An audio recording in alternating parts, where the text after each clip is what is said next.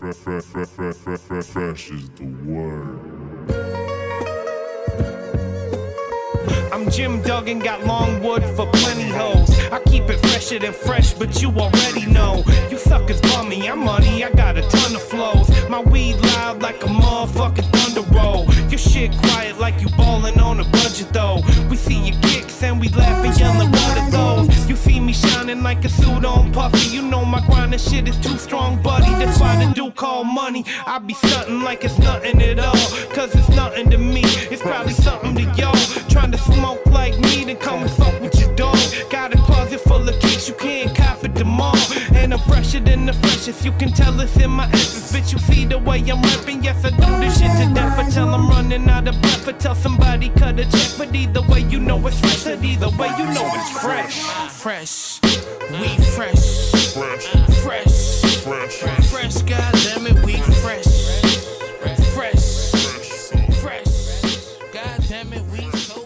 Welcome to Fresh is the Word. I am your host, K Fresh. We are on Season 2 now. Yes, season premiere of Season 2. We got all sorts of new flavor for you for this new season. I took a little break from doing the podcast for the summer, because first I got into a little, I got a little sick. Apparently I was extremely low on vitamin D, and that was what was causing me to be so sleepy and exhausted, and just a downright slug for a little while I was finishing up those, last episodes I was doing. So I was able to get straight on that. I'm feeling a lot better now. And then I was doing a lot of stuff during this summertime. So I decided to just, take a break and enjoy my summer. I went to a lot of music festivals, rock festivals out of town. A bunch of indie wrestling organizations had some really amazing shows this summer. AEW in Chicago, AIW in Cleveland. Got to see Johnny Gargano's farewell show at AIW. Also went to UFC 203 in Cleveland. Stipe Miocic defended his belt there against Overeem, and the crowd went nuts, and that was also the same night as CM Punk's really sad debut in UFC. But I was there to, root him on, and I still got mad respect that he went through all that to do it. But, that was basically my summer. I wish I could just do a whole episode talking about my summer. But no, we're going to move on. I got all sorts of new flavor. Got a lot of stuff to talk about. For this first episode, I have a good friend of mine. He's like a brother to me. He's a big name in Detroit hip-hop, but now he's an LA transplant. He's been out there for over 10 years. Good friend of mine, DJ House Shoes. We're going to talk about growing up and getting into hip-hop, about getting into the Detroit hip-hop scene, and also, talk about his Street Corner music label and being a father, So, we have, it's going to be 2 parts, though. I got the first part this week, and then next week, the segment will be more about the Street Corner music catalog and everything around that. But then also this week, I have a new segment. It's called Knuckle Up, and it's going to be a discussion each week about, basically about music, and mainly MMA, combat sports, and pro wrestling. And I'm going to do it with a friend of mine. He goes by the name of Vstylez. He's a Detroit hip-hop artist and a big pro wrestling and MMA connoisseur and a proud Marine. And he's such a good dude.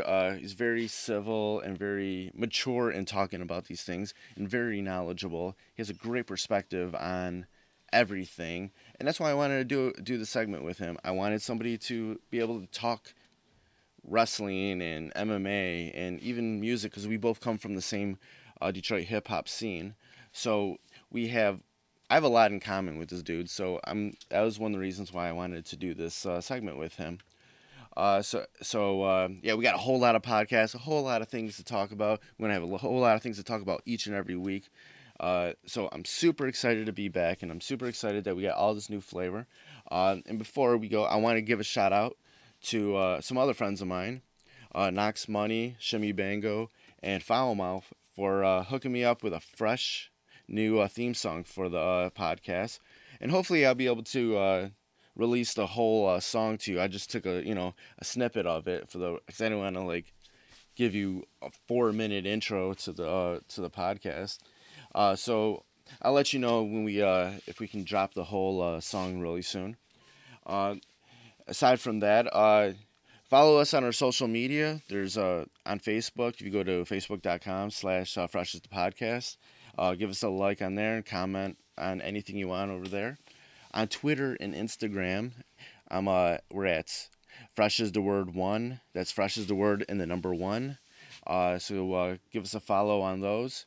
And I'm gonna, if you want to help support the podcast, you can go to the website, which is freshasthepodcast.com, which I just redesigned so it looks super fresh. And go to support the podcast and use the Amazon link on there if you want to. If you're purchasing anything on Amazon, and it won't change anything on your end, they'll just shoot some pennies back for me. And there's a PayPal link if you want to shoot any donations my way. I'm going to try to set up a Patreon page too with some fresh prizes or services or shouts, something. We'll figure it out. There's many ways you can support the podcast. Hopefully, I'll have some merch maybe in the future, maybe some T-shirts or hats. I don't know. Be on the lookout. Stay tuned to freshasthepodcast.com because I'm also thinking about doing some written content on there. Just kind of diving deep into other things that we might have talked about on the podcast, might not have talked about on the podcast, but thoughts on my mind, and even a weekly or monthly, something, just a new music thing too. Like I want to drop some new music that's run across my inbox. So be on the lookout that too. There's a lot of freshness coming on with the Fresh is the Word podcast this season. So let's get into the first part of the interview with House Shoes right now. All right, Shoes. The other night, man, we went out after the Chains party at Paramita, and you spent $53.40 at White Castle. How the fuck did that happen? That's just fucking ignorant, man. It was just way overboard, just like a lot of shit that I do. Yeah, they had all this shit they had like chicken and waffle sandwiches, and fried macaroni and cheese bites, and corn dog bites, and all these wonderful creations that, we don't have White Castle in LA, so I just kept buying shit, and they was like, yo, it's $53.40, and god damn, that's definitely a record. We used to break $30 all the time, getting like a Crave case, and cheese sticks, and chicken rings. I ain't even touched the cheese sticks the other night. I got a sack of cheese sticks. Yeah, it's ridiculous, man. $53.40, the new world record for 3 men. I think me and Lito's was at the most $12. What I get? I got like 10 cheeseburgers, chicken rings, cheese sticks, 3 chicken and waffle sandwiches, macaroni and cheese bites, corn dog bites. Motherfuckers didn't even get a drink, and it was $53.40. Crazy, man. Yeah, the people behind us were pissed. Oh, word? They're like, hurry up! And like while we were actually at the window getting our food, because it was so long, they were actually serving the people behind us. Oh, wow. In the other window. Wow. God damn, it's a lot of food. Ridiculous, man. Jesus. Yeah. Then I posted it online, and everybody's like, yeah, that's about right. That's standard. Yeah, we used to go hard on White Castle back after the Buddha Lounge every time. Crave case and just throw the boxes. It would always be like someone would lay down on the floor, and we'd just be throwing the boxes, and they'd form like a chalk outline around a motherfucker of White Castle cheeseburger boxes. Oh yeah, I remember seeing that. Yep. The old house on the east side upstairs. Yep. Crazy. Yeah, and you got a chance to, eat a lot of Lafayette Coney Island this weekend also. Yep, been doing that up. Coney's and Loose, and chili cheese fries, burners. Yep, it's good to be back, man. It's good to be back in Detroit. All right, let's go all the way back. Let's go way back to when you were a kid. Back in time. Back in time, man. What sort of a kid were you? I was a fucking good kid, man. I was a real good kid. Yeah. I don't know what happened. Fucking, I don't know. My mom, I grew up in Southfield, so it was a great great time to grow up there. It's very diverse. You know, you have blacks, whites, Arabs, Asians, Jews, Muslims, any kind of person you could grow up around. You know, you were exposed to everybody. So I grew up not feeling any kind of way about. There was nothing really that foreign to me. You know, we all grew up in the same spot. You know, cool. So it was never no like dumb shit. You know, no xenophobia. My mom was a shit for that. Yeah, man. I was a good kid. So, you know, as a baby, I was a fantastic child. never, she could take me out places. I wouldn't go crazy. No meltdowns in public and shit. Yeah, man. Always, my folks divorced when I was early. I'd go see my pops on the weekend. He started taking me to the record store. That's how I got introduced to music. Peaches Records out in Dearborn. First record store I ever used to go to. We'd go there every Saturday. Yeah, man. It was good. My childhood was good. Grew up Lathrop Village. 11.5 miles Southfield. About 3 miles north of, 3 miles, north of Detroit. Used to help my mom. She worked at a doctor's office on 8 Mile. So I would go and help them. I'd take like the blood samples, the urine samples down to the lab, and the doctor give me some money every weekend. And once again, being exposed to, Detroit folk. So it was just no fear. My mom took care of all that shit, so I had no reason to fear anything or anybody. Just showing you that we all the fucking same person. So I really appreciate it. It's probably the most important thing in regards to my upbringing was how my mother did that. I'm very appreciative. Yeah, that's kind of a thing that sort of happens around from where we're from, like the whole 8 Mile thing. Yeah. Where people won't look on the other side of that. That's how a lot of us grew up. Right.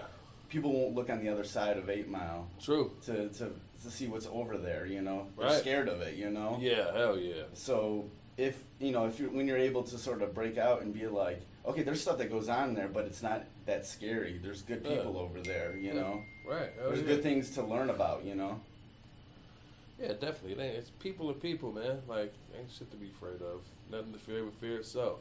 If you're a coward, I've never been a coward, What was when you started going to, record stores and stuff, what was some of the earliest records that you remember buying? The first record I ever bought on vinyl on some rap shit, LP, was Skinny Boys Weightless.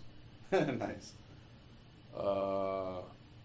Yeah, I remember Fat Boys tapes, Run DMC. I remember buying Houdini, Back in Black. I bought that. We went to Toronto. I bought that out there. I remember buying. Me and my father and my brother. We went to Florida to see some relatives down there, like my grandparents and shit. And we stopped at an outlet mall or some shit. And I remember buying Breaking Atoms there. I remember hearing fucking. This is damn near 25 years ago. Hearing Just a Friendly Game of Baseball for the first time, and that shit changed. I was like, damn, motherfuckers make songs like this. You know what I mean? It was crazy. Right. Yeah, Public Enemy, 12 inches, all that shit. I remember buying.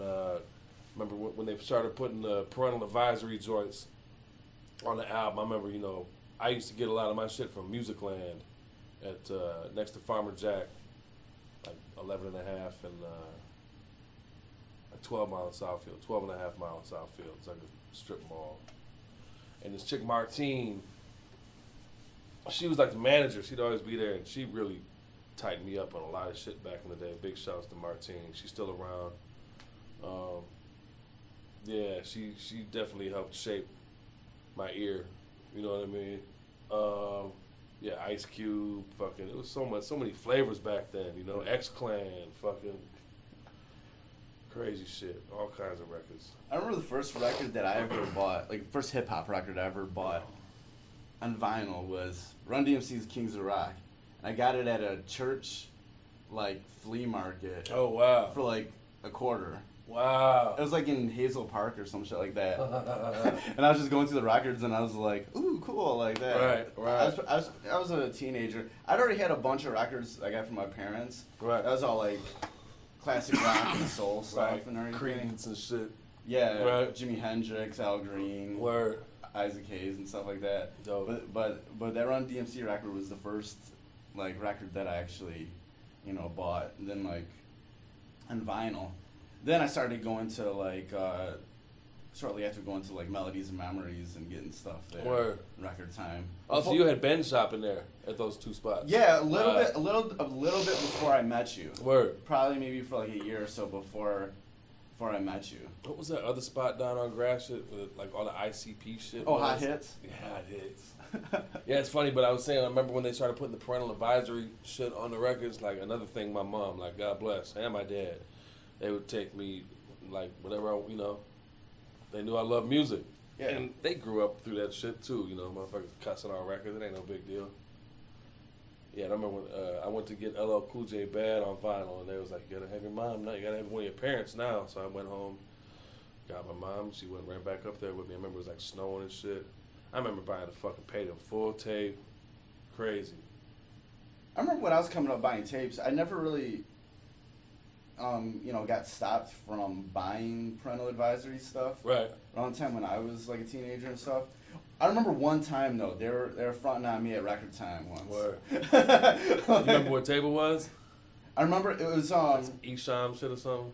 No, it was like Too Short's, Get In Where You Fit In. Word. And maybe two other ones. They're fronting on me for that, so I wasn't able to get those. But that was like the only time that I really ran into a roadblock with the parental advisory stuff while I was underage, Right. Right. So that was crazy, but yeah, man. Your folks wouldn't buy that shit for you? No, my parents were cool with it. Oh, word. It was just, but no, my mom wasn't around. Right. Because during the summer times, like, what I would do is, like, cause I lived at, like, right off of 8 Mile. Right.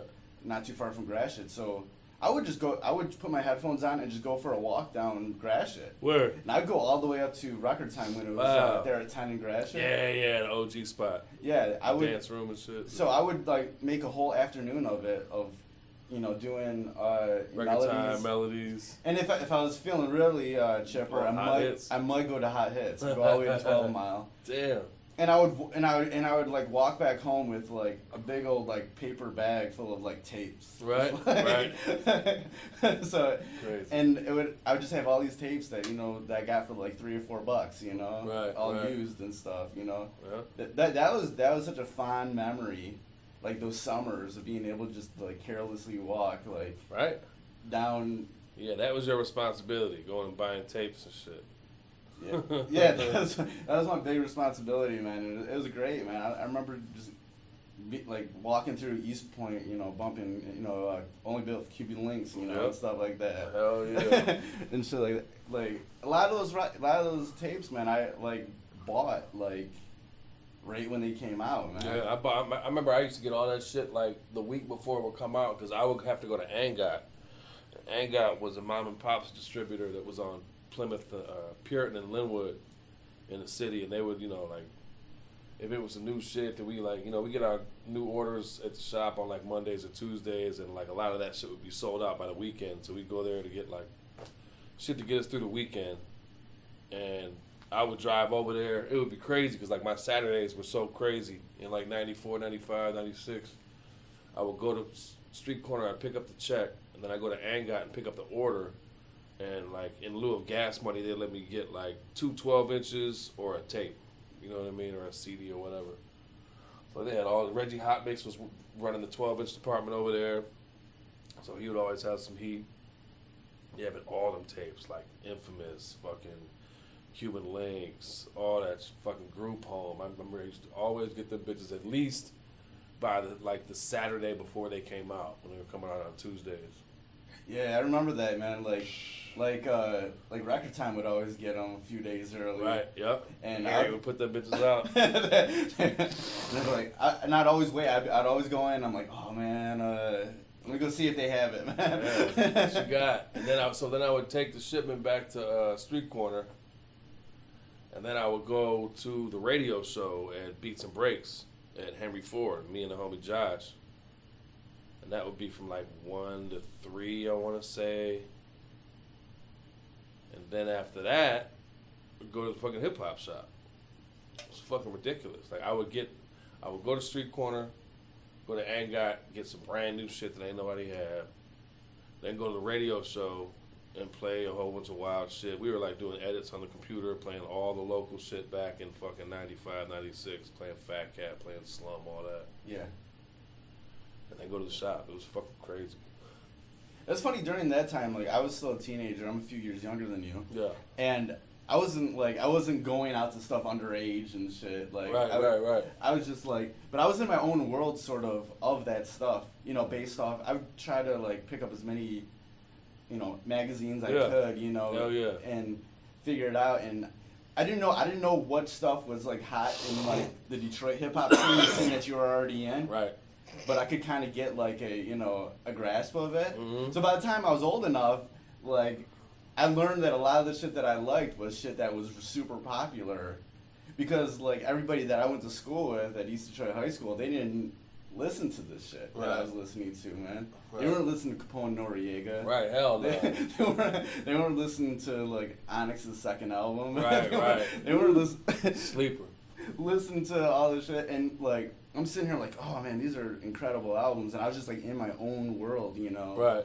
I remember in 10th grade though, this is probably one of the cooler moments of my high school life. 10th grade, I just somehow got into making sort of mixtapes for everybody. Oh word. I would just make them on like my boombox. Yeah, I used to do that shit too. Like warm up tapes for the teams and shit too. Yeah, I used to like make them for everybody. They would just give me a blank tape and a few bucks, and I would just like, and they would just let me do whatever I wanted, you know. Yeah. And usually they were themed, like it would be like East Coast stuff or West Coast stuff or Southern stuff, you know. Right. And or they would ask me to put a few things, but then I would just fill it in with other things. And I wish I had copies of this shit because it was like, right. It was such like a cool like collection of shit, you know. Yeah, but it was all like real hip hop shit, you know. It wasn't shit from the radio or anything. Right. And I would put people on the shit, man. Like that was like the weirdest thing. It's like I have mixed feelings about this now, but I feel like I totally exposed my high school to No Limit Records. Wow. Because I had like all those Master P tapes and everything before he hit big. Yeah. And I was just making tapes for everybody, man, with that shit. And next thing I know, man, everybody was like listening to that shit. Everybody was No Limit Soldiers. No Limit Soldiers. It was incredible, man. But no, I used to love that time. I was like in kind of my own sort of hip hop world. What was your favorite No Limit tape? Mine still is to this day is Master P's Ice Cream Man. Oh, word.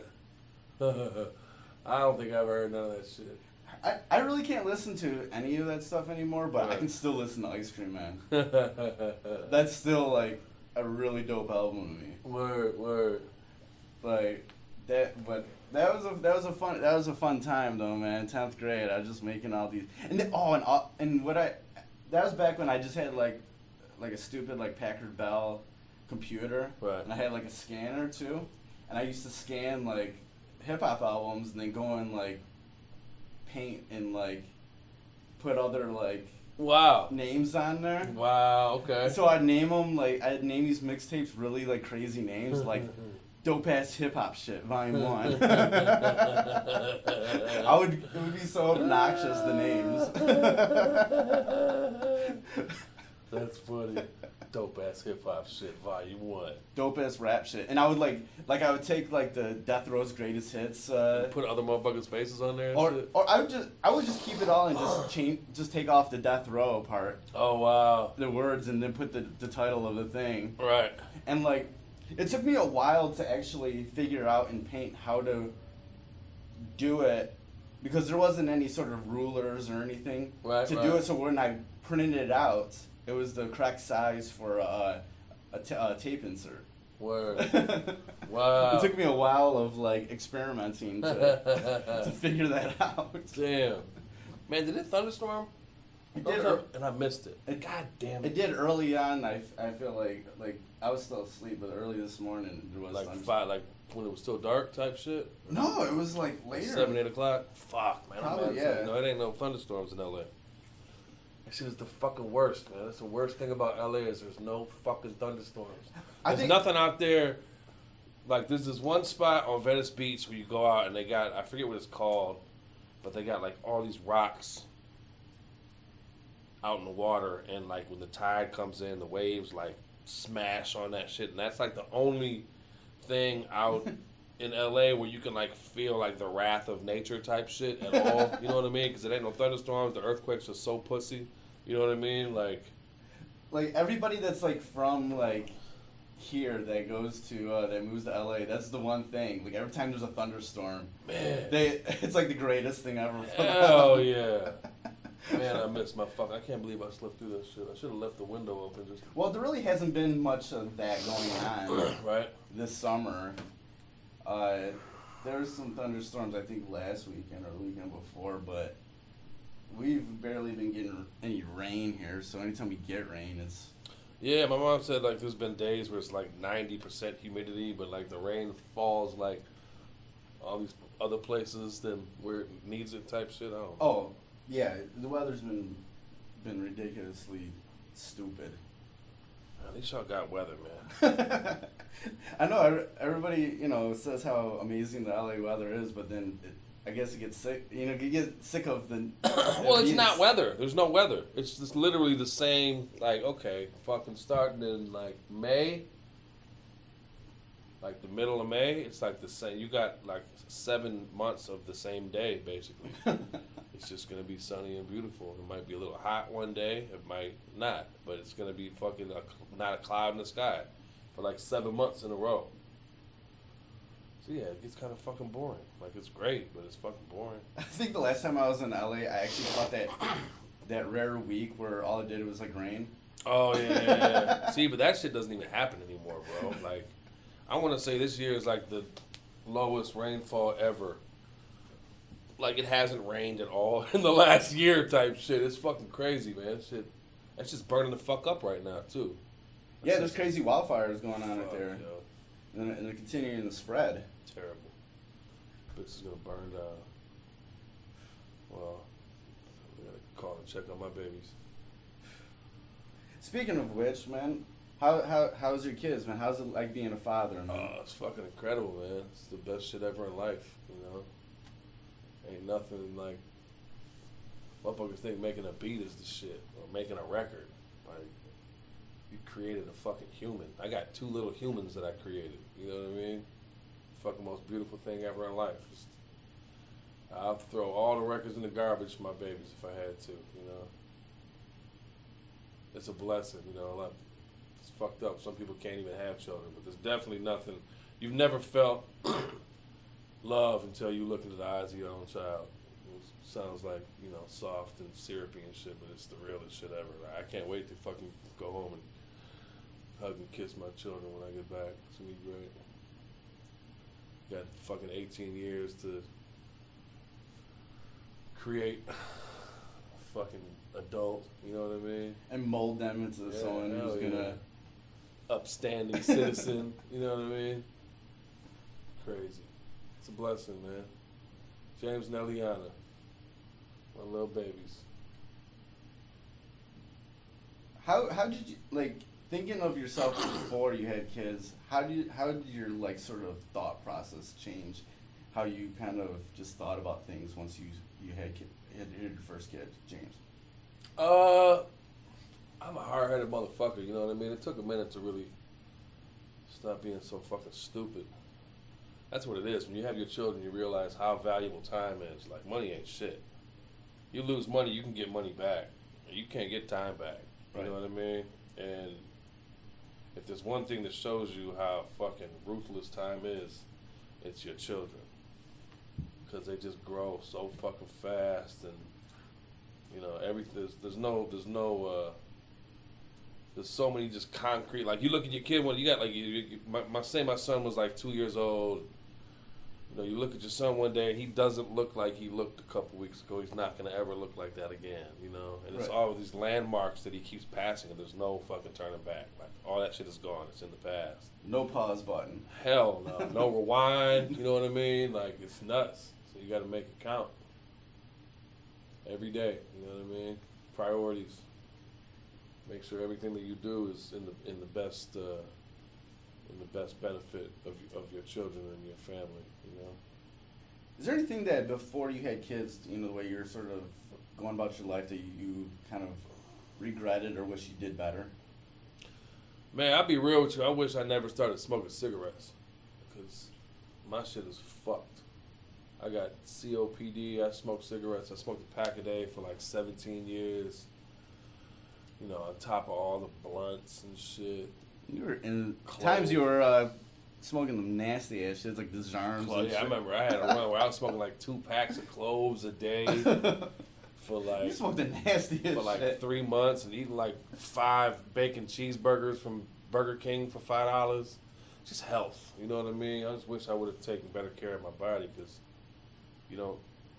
This ain't like a car. You can't go get shit fixed. Right. You know, my lungs are fucked up. So that's the main thing right there. Just take better care of my fucking self.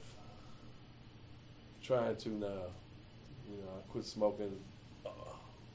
Yesterday was 11 months. Next month will be a year. So That's good. yeah, still smoking weed though.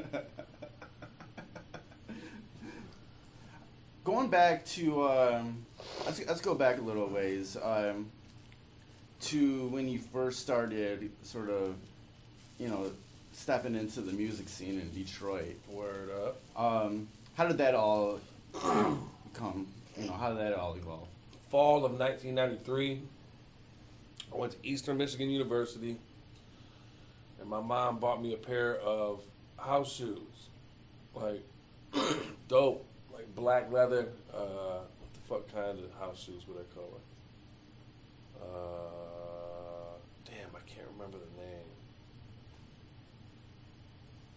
But yeah, she bought me a pair of house shoes, and I just wore the motherfuckers when I went to school at Eastern. I just wore them all the time, everywhere. They were comfortable. I wore them to fucking cafeteria. I wore them to gym class. I wore them to the record shop I worked at.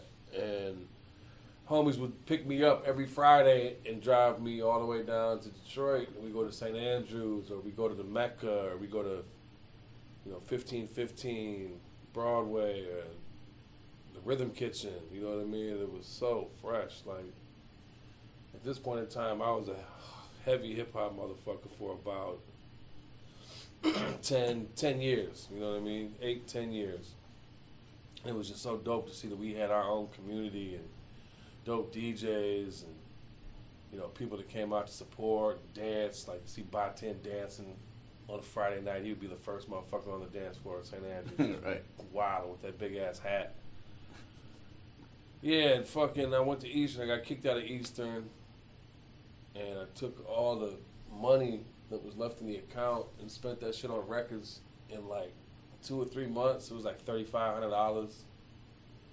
Hit a couple big licks at record time, like right when somebody dropped off like mad crates. I was just there right in the nick of time and just cleaned up on a bunch of shit. Yeah. And I was at St. Andrews one night, and one of the DJs got in a fight with one of the other DJs and got fired, and big homie, big brother Lito, who was the head of security, got me the job, and I was fucking resident at St. Andrews for fucking like 10 years. It's crazy. How would you describe the vibe of that time with Detroit hip hop, like the St. Andrews Street Floors of Fun, all those other spots that you mentioned? How would you describe like that vibe? Because that's definitely something that's in the past. Yeah. I mean, it's cliche to say it, but I mean, it was fucking pure, man. It was pure and it was still innocent. You know what I mean? It wasn't like pimped out. It wasn't fucking.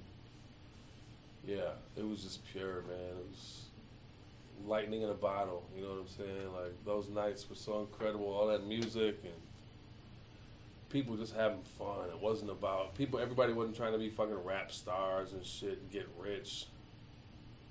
They just want to fucking. That was church. I didn't go to church. I'm not a religious motherfucker. Church was St. Andrew's fucking Hall on Friday nights. That was my religion. You know what I mean? Yeah, it was just pure, man. The complete opposite of what this shit is now. You know?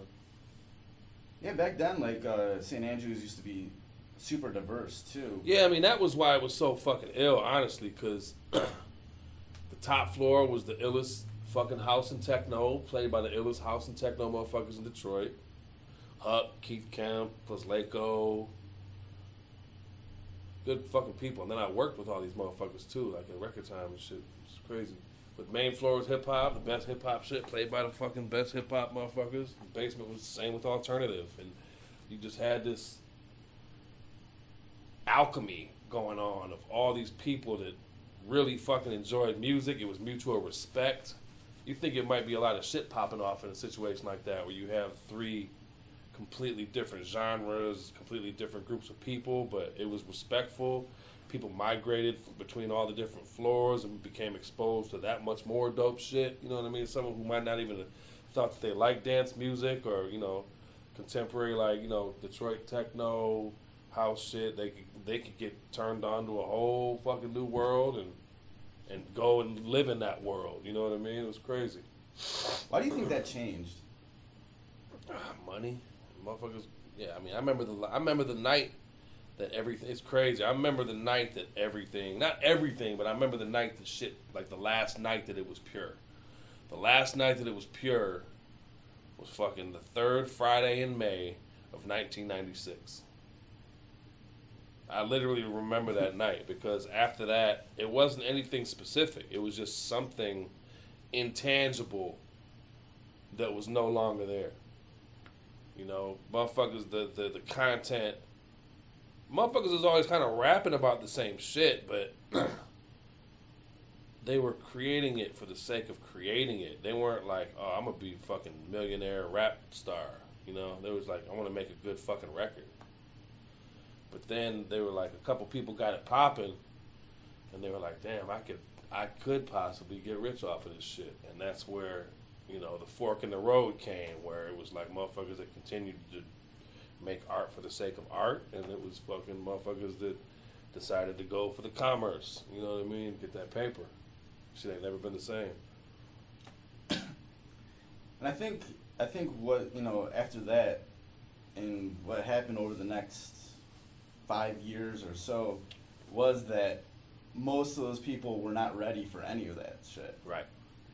And they burned a lot of opportunities. Wait, who you talking about? People in the city? Yeah. Anybody that was trying to make a record or anything, you know? Right. Yeah, motherfuckers just didn't know how to do it. I mean, there's a few things that happened that were incredible, but I don't know, man. Motherfuckers just never really been... The business acumen of the Detroit rapper, the average Detroit rapper, is not the highest. It's not skyrocketing. You know what I mean? No, not at all. No. A lot of motherfuckers just kind of always think that just because you're dope, someone's going to come find you. And due to that feeling, like they never really put the work in, you know? They just kind of sit around, make music, and wait when they could have been, you know. But then there was a couple years there, man, like after M Blue and everything, that there was a spotlight on Detroit, and there was people looking here. Right. But just poor decisions, poor choices. You know what I mean? Like, why has he got a record out? Like, he picked what? It was just so obvious. The motherfucker was just trying to find that hit instead of finding somebody who was a consistently fucking fantastic artist that could just make good records for the rest of their life. It never really happened. It happened, you know. Royce, fucking, it's amazing. Like, a motherfucker like Royce is at the top of his game 20 years later. It's incredible. I'm so happy to see all that shit with Royce. He's been busting his fucking ass, and it's well deserved. Yeah, and even with him, though, it was like a bumpy road for a long time. Hell man. yeah, definitely. He was one person there was a lot of poor decisions made. Right. but he was able to eventually overcome them. Yeah, you know? definitely. And he always had the talent to sort of stay visible, you know? Right. So even if there was poor decisions being made in his life, that he was still visible. Right, yep. But now he's finally at a point where he's, bigger than ever. Right, definitely. Which is really good to see, you know? Yeah, it's well deserved, definitely.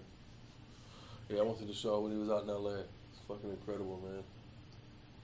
During that time back then, I know you were trying to, do the House Shoes Records thing, and you did put out the Fat Cat record. Mm-hmm. How come that never became more than that? Because I was just having fun. I wasn't, I put out JD Unreleased, 96. I was 22 years old. Yeah. Fat Cat, I was 24. I wasn't like a fucking businessman. I was fucking smoking mad weed, getting drunk, DJing parties and shit, and that was just. Both of those situations came from. The first, Jay, all those remixes were supposed to be released. All the labels had told him it was hoish to a point. You know what I mean? Like, they told him that those remixes were going to be on fucking singles. And like, I remember when the fucking Artifacts 12-inch came in with the Showbiz remix. And I, like, time and time again, I would hit this motherfucker up like, man, like, the 12-inch is here, bro, and your shit is not on it. I'm like, what the fuck? You know what I mean? Like, the fucking D'Angelo 12-inch, like, they picked that whole ass Eric Sermon remix. How the fuck do you pick that Eric Sermon remix where he's like, he just looped up I Used to Love Her. Like, you looped up someone else's beat. And do you motherfucker, are you deaf? Do you hear this fucking remix that Jay made for the fucking Dreamin' Eyes of Mine? This shit is like some of the most incredible shit ever. Cass was just, it was just stupid. They thought the music was too intelligent for the average motherfucker, and they just kept fronting on it. So I was like, man, give me that shit. We just gonna put it out. Fuck it. We'll figure it out. I never done a record, but we gonna put a fucking record out. Right. Put a fucking record out. Fat Cat shit. I was working at Melodies and Memories. Cat was like, man, I'm about to come through right now. You up there, Shoes? It was like, yeah. He came through with a tape, and just, I put that shit in the fucking tape deck and press play, and I was like, bitch, you gotta put this shit out, yo.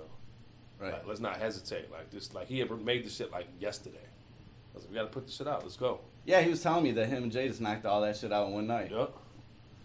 So we put that shit out, and fucking, I remember talking to Fat Beats. Fat Beats was like, we'll take 6,000 of them. And I was like, man, you need to take 10, yo. You need to take 10,000 copies of this. Like, it wasn't a P&D. Like, we were manufacturing it and selling it to Fat Beats. It wasn't like, they were doing it themselves. Nah, we only want 6, man. I'm all right, cool. And then fucking 6,000 records sold out in 30 minutes. And it was a lot of fucking cooks in the kitchen on that. You know what I mean? It was like me, it was Gillespie, some other cats too. And it just took a little time to re-up.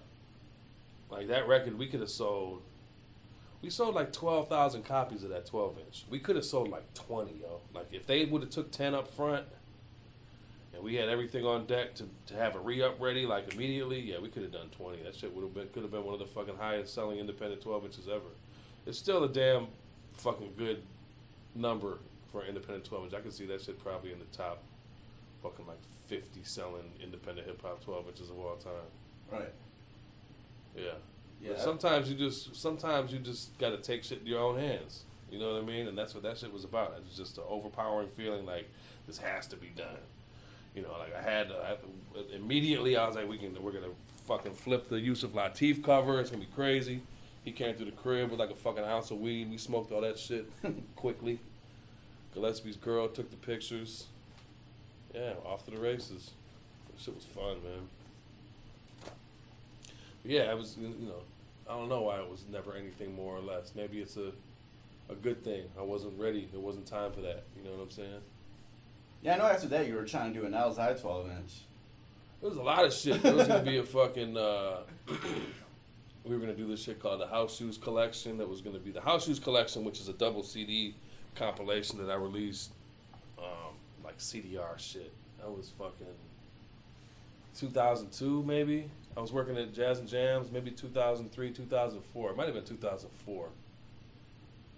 That was originally supposed to be a 5 12-inch series with Fat Beats. That shit was going to be crazy. Like, we had all the records lined up. Guilty 12-inch. Fucking Lax 12-inch. Who else? Fat Killers. Yeah, it was going to be crazy. But Wasn't like the idea is like whatever 12 inches, like on the B-side or whatever, the guest appearance was going to be on the next one? Yeah, hell yeah. Yeah, we had put a lot of thought into that shit, and it just never happened. And I was like, fuck it, I'm just going to make this shit a fucking CD comp. That was the No Ties days, man. Rest in peace, Christopher Cobb. Oh, I miss Cobb, man. Man, Cobb was the shit, man. Fuck. Good dude, one of the best. No Ties. Yeah, he helped out everybody in the city, man. Definitely. He always had a couch for somebody. Yep. Always had a studio for everybody. Yep. Yeah, he was a very fucking strong asset to the community, man. Good fucking guy. Yeah, every time I would see him, man, he'd always tell me about the first time he ever saw me. He was like, hey, who had the little white kid in the club? Right. Right. Yep. Because when I was first coming out, man, I looked super young, man. Right, you did. You looked super young until like a few years ago. I still look a lot younger than what I am. Right. People are like, how old are you? I'm like 35. And I'm like, really? Right. Damn. Yeah, those were the days. Fuck yeah, they were, man. That was a fun time when I was first coming out, man. Like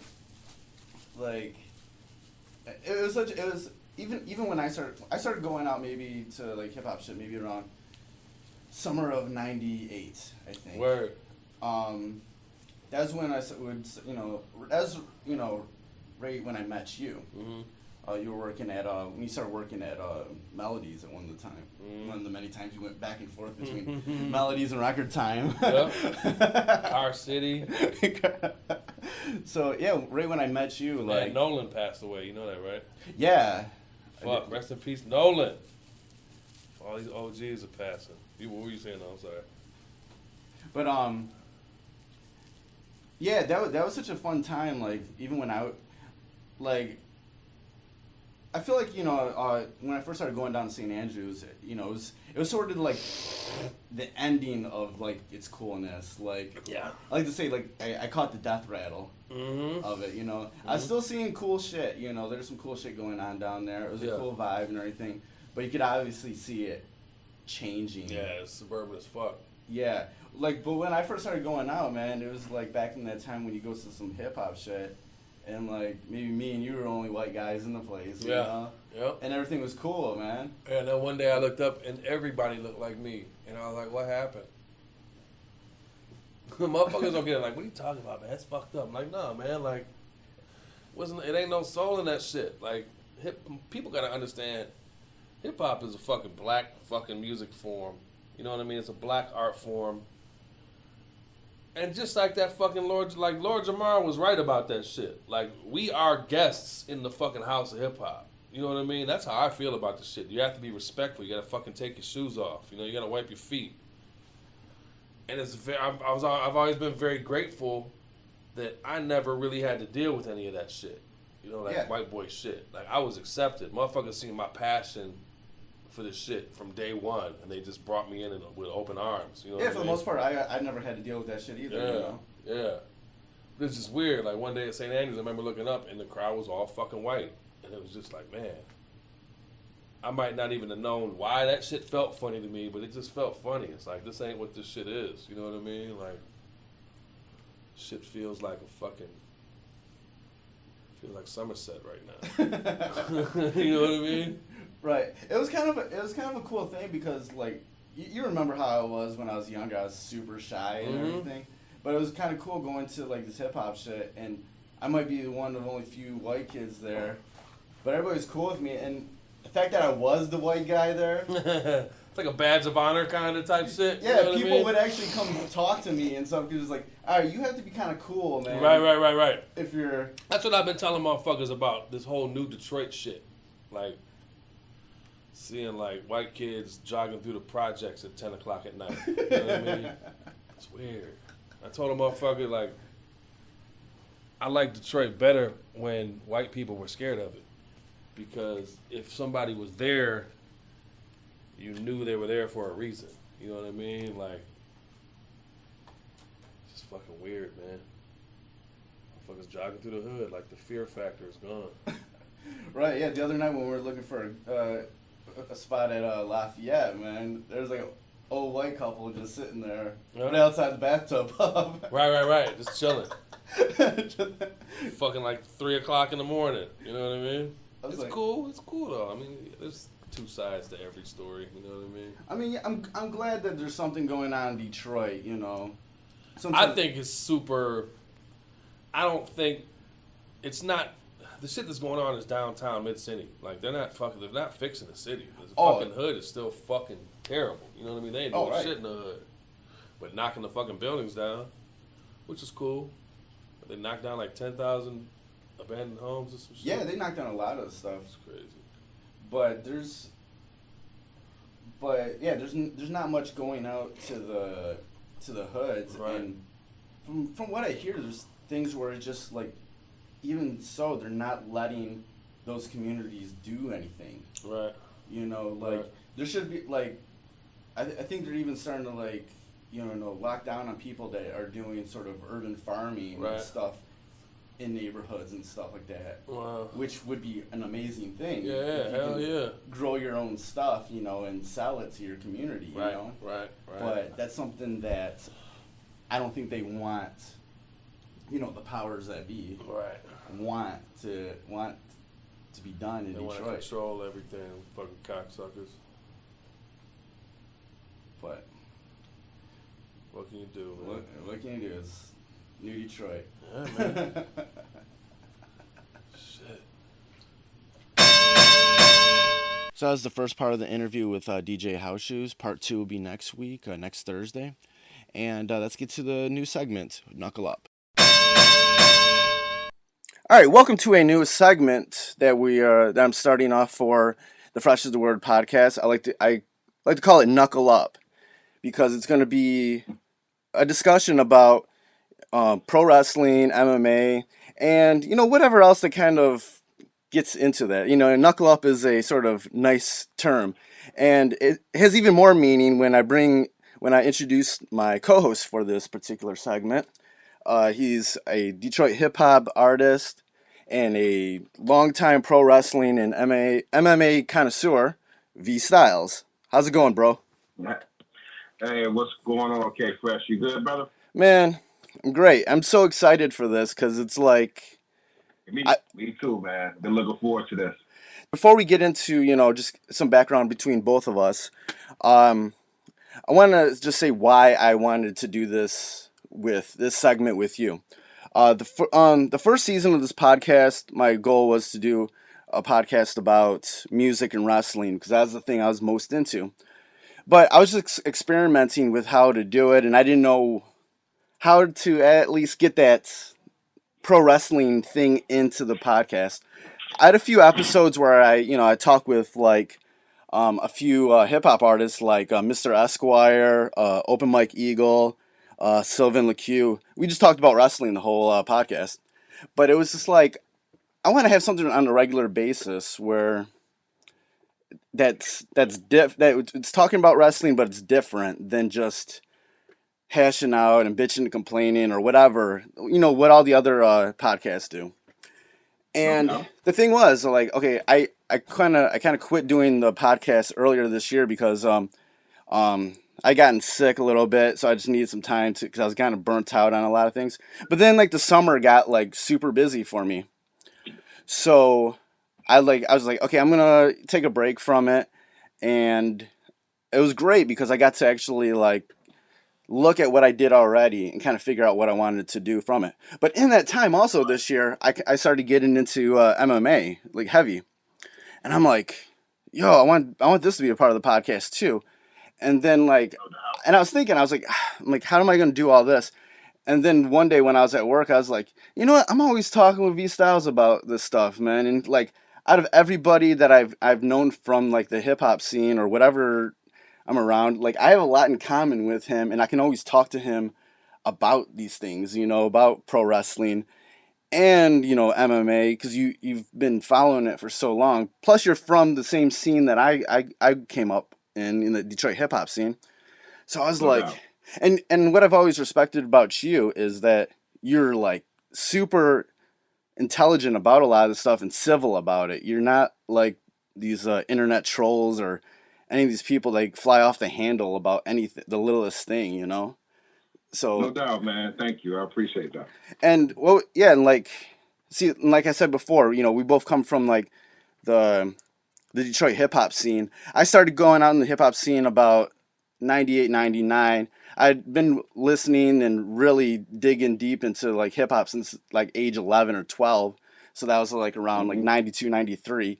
When did you start going like when were you first a part of the hip hop scene in Detroit? Man, almost, who, you want to say, maybe the origins of the hip hop shop, man. Like, I can remember, before Mo even had that place. So you talking about, what, 92, 93? I've been around for a minute. I used to roll, and these still my brothers, man. I used to roll with a crew called The Last Ones Out. Yeah. My man, Lil Lewis, used to go by Low Key. My man, the Mighty Vagabond, Jet Black, R.I.P.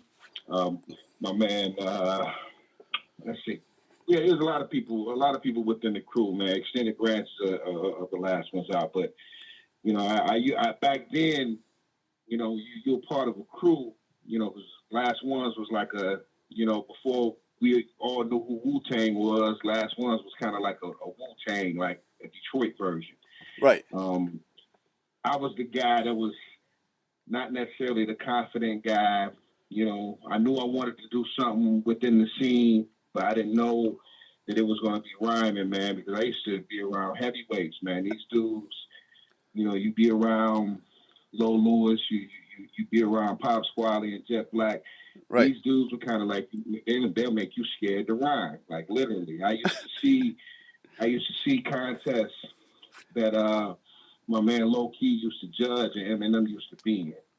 Right. So you're talking about a lot of years, man. So I've grown with this scene really from the very beginning.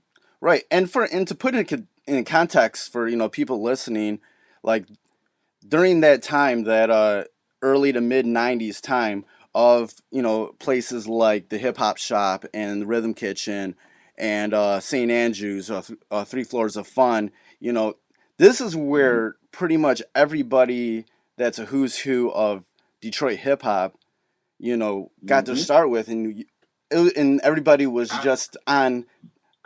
Look, I remember when me and Mike became cool. He was a cat that was working at Tail 12 Mall just like I was. A lot of us met at Tail 12 Mall. I met the Mighty Vagabond. His name is Lorenzo, but I met him at Tail 12 Mall. I met Mike at Tail 12 Mall. I remember Mike before Mike became DJ House Shoes. Right. So, if that give you any idea, that's how long.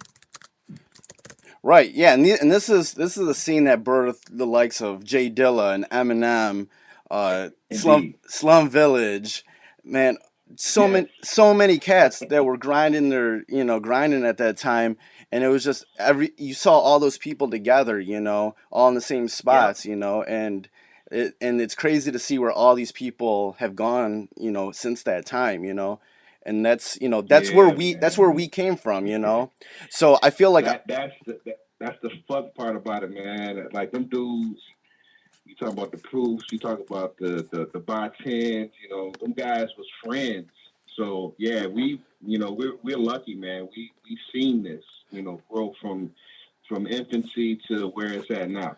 Right, and the reason I want to bring this up is that I feel like the sort of generation that we came from in the Detroit hip hop scene is there's things that we seen and learned about as that community that really relate to things that I'm seeing now in the indie wrestling community, and No doubt. and then things that parallel into other things within fighting and wrestling. And that's another reason why I wanted you to do this podcast with me, is because we have there's something really unique coming from the Detroit hip hop scene from that time that I feel like a lot of other people you don't necessarily get elsewhere. Indeed. Yes. Yeah, and it's like, and another reason too is like that I wanted you on this to do this podcast with me is that aside from that you have I feel like you have a really unique perspective on life because you come from that hip hop scene. You're a black man from Detroit, and Detroit's a very unique city that's gone through a lot generations and generations of just craziness and things that are sort of kind of like a Detroit is kind of like the a microcosm of a lot of things that has happened throughout the nation. Indeed, definitely. So I like, and you've had your own, and we're gonna get into this also soon. Is like you had your your definite brush with death also. So that's Indeed. so that's a definite great perspective. But then also there's this other side. You're a U.S. Marine, and that is Right. and put all these things together, man. And I feel like you have a perspective that's on life and society that's very relevant today, with the way the race relations are going, even with like the whole uprising with like the Colin Kaepernick incident thing and all this stuff. Yeah. And I feel like you have all the these great perspectives. And what I want to do with this segment and with this podcast as a whole is like take those perspectives and and filter them through hip hop and MMA and pro wrestling and sort of find that there's these other meanings in all of this that isn't just about punching people or other stupid shit. Right. Right. So I that agree with that. yeah, definitely. So to kind of get into more of like the wrestling and MMA talk. And like I said, told you before, I wanted to just kind of talk about how we both got into being a fan of pro wrestling and MMA.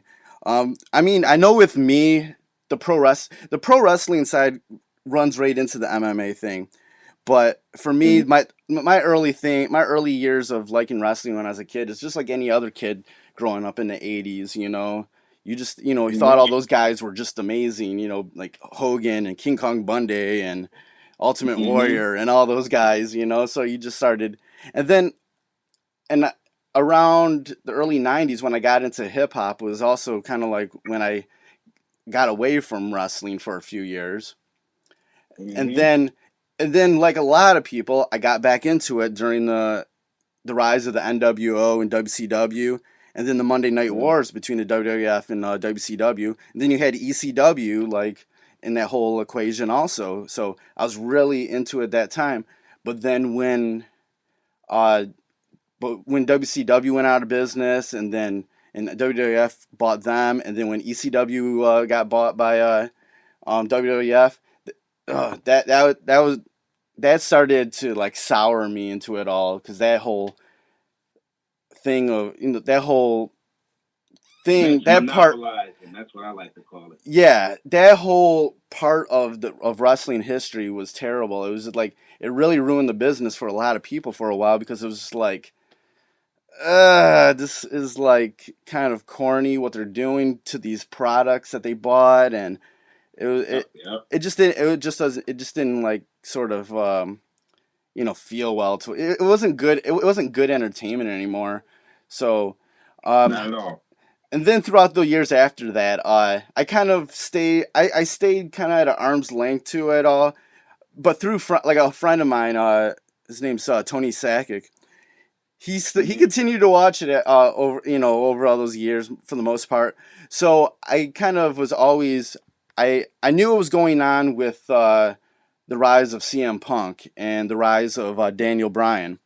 And then other cool things that were kind of going on. He kind of kept me in the loop about that, but I wasn't really back into it until probably the past year or two. But how did you originally get into to being a pro wrestling fan? Okay. Okay. Like when you see me, I'm gonna ask you, what about me when you see me? As far as like when you see me, as far as like when you always when we always out, I always got like on some olive or camouflage. Yeah, man, you always got camouflage on, man. You say what, brother? You always have your camouflage on, man. Okay, let me tell you where that comes from. When I was a shorty, man, and I wasn't necessarily a huge wrestling fan back then, but there are certain people when I would see, I would light up. I was a huge Sergeant Slaughter fan. Right. So when he was beefing with the Iron Sheik back then, like that was like the biggest feud. I mean, Hogan was the man, but that Iron Sheik Sergeant Slaughter feud was really the start of me kind of like watching wrestling, but I still wasn't familiar with a lot of wrestlers. The only ones that I really knew was Hogan, Sergeant Slaughter, the Iron Sheik, and Nikolai Volkov, man. So my knowledge about wrestling back then really, it was nothing. I just wanted to see Sergeant Slaughter. So I can remember my mom knowing that I was, a fan of Sergeant Slaughter, and she bought me my very first camouflage shirt, and she had Orlando, like embroidered, on the shirt. Right. And I would never take that shirt off, man, because it was like when you got somebody you look up to. I ain't gonna say look up to, but when you're a wrestling fan, you kind of become that. Right. I kind of died down a little bit, man. Like I said, I really didn't. My wrestling knowledge wasn't the best back then, but it's one pivotal moment where me and my mom, coming up as a shorty, man, I was kind of like, I was abused. Okay. And I can remember one day going in the room and trying to find a happy place, like Happy Gilmore would say, just to get out of the funk of what my mom had just did to me. So I sit down, and I got it's a black and white television, 13-inch. We had to use aluminum foil, on the antennas. We had to use vice grips to change the channels.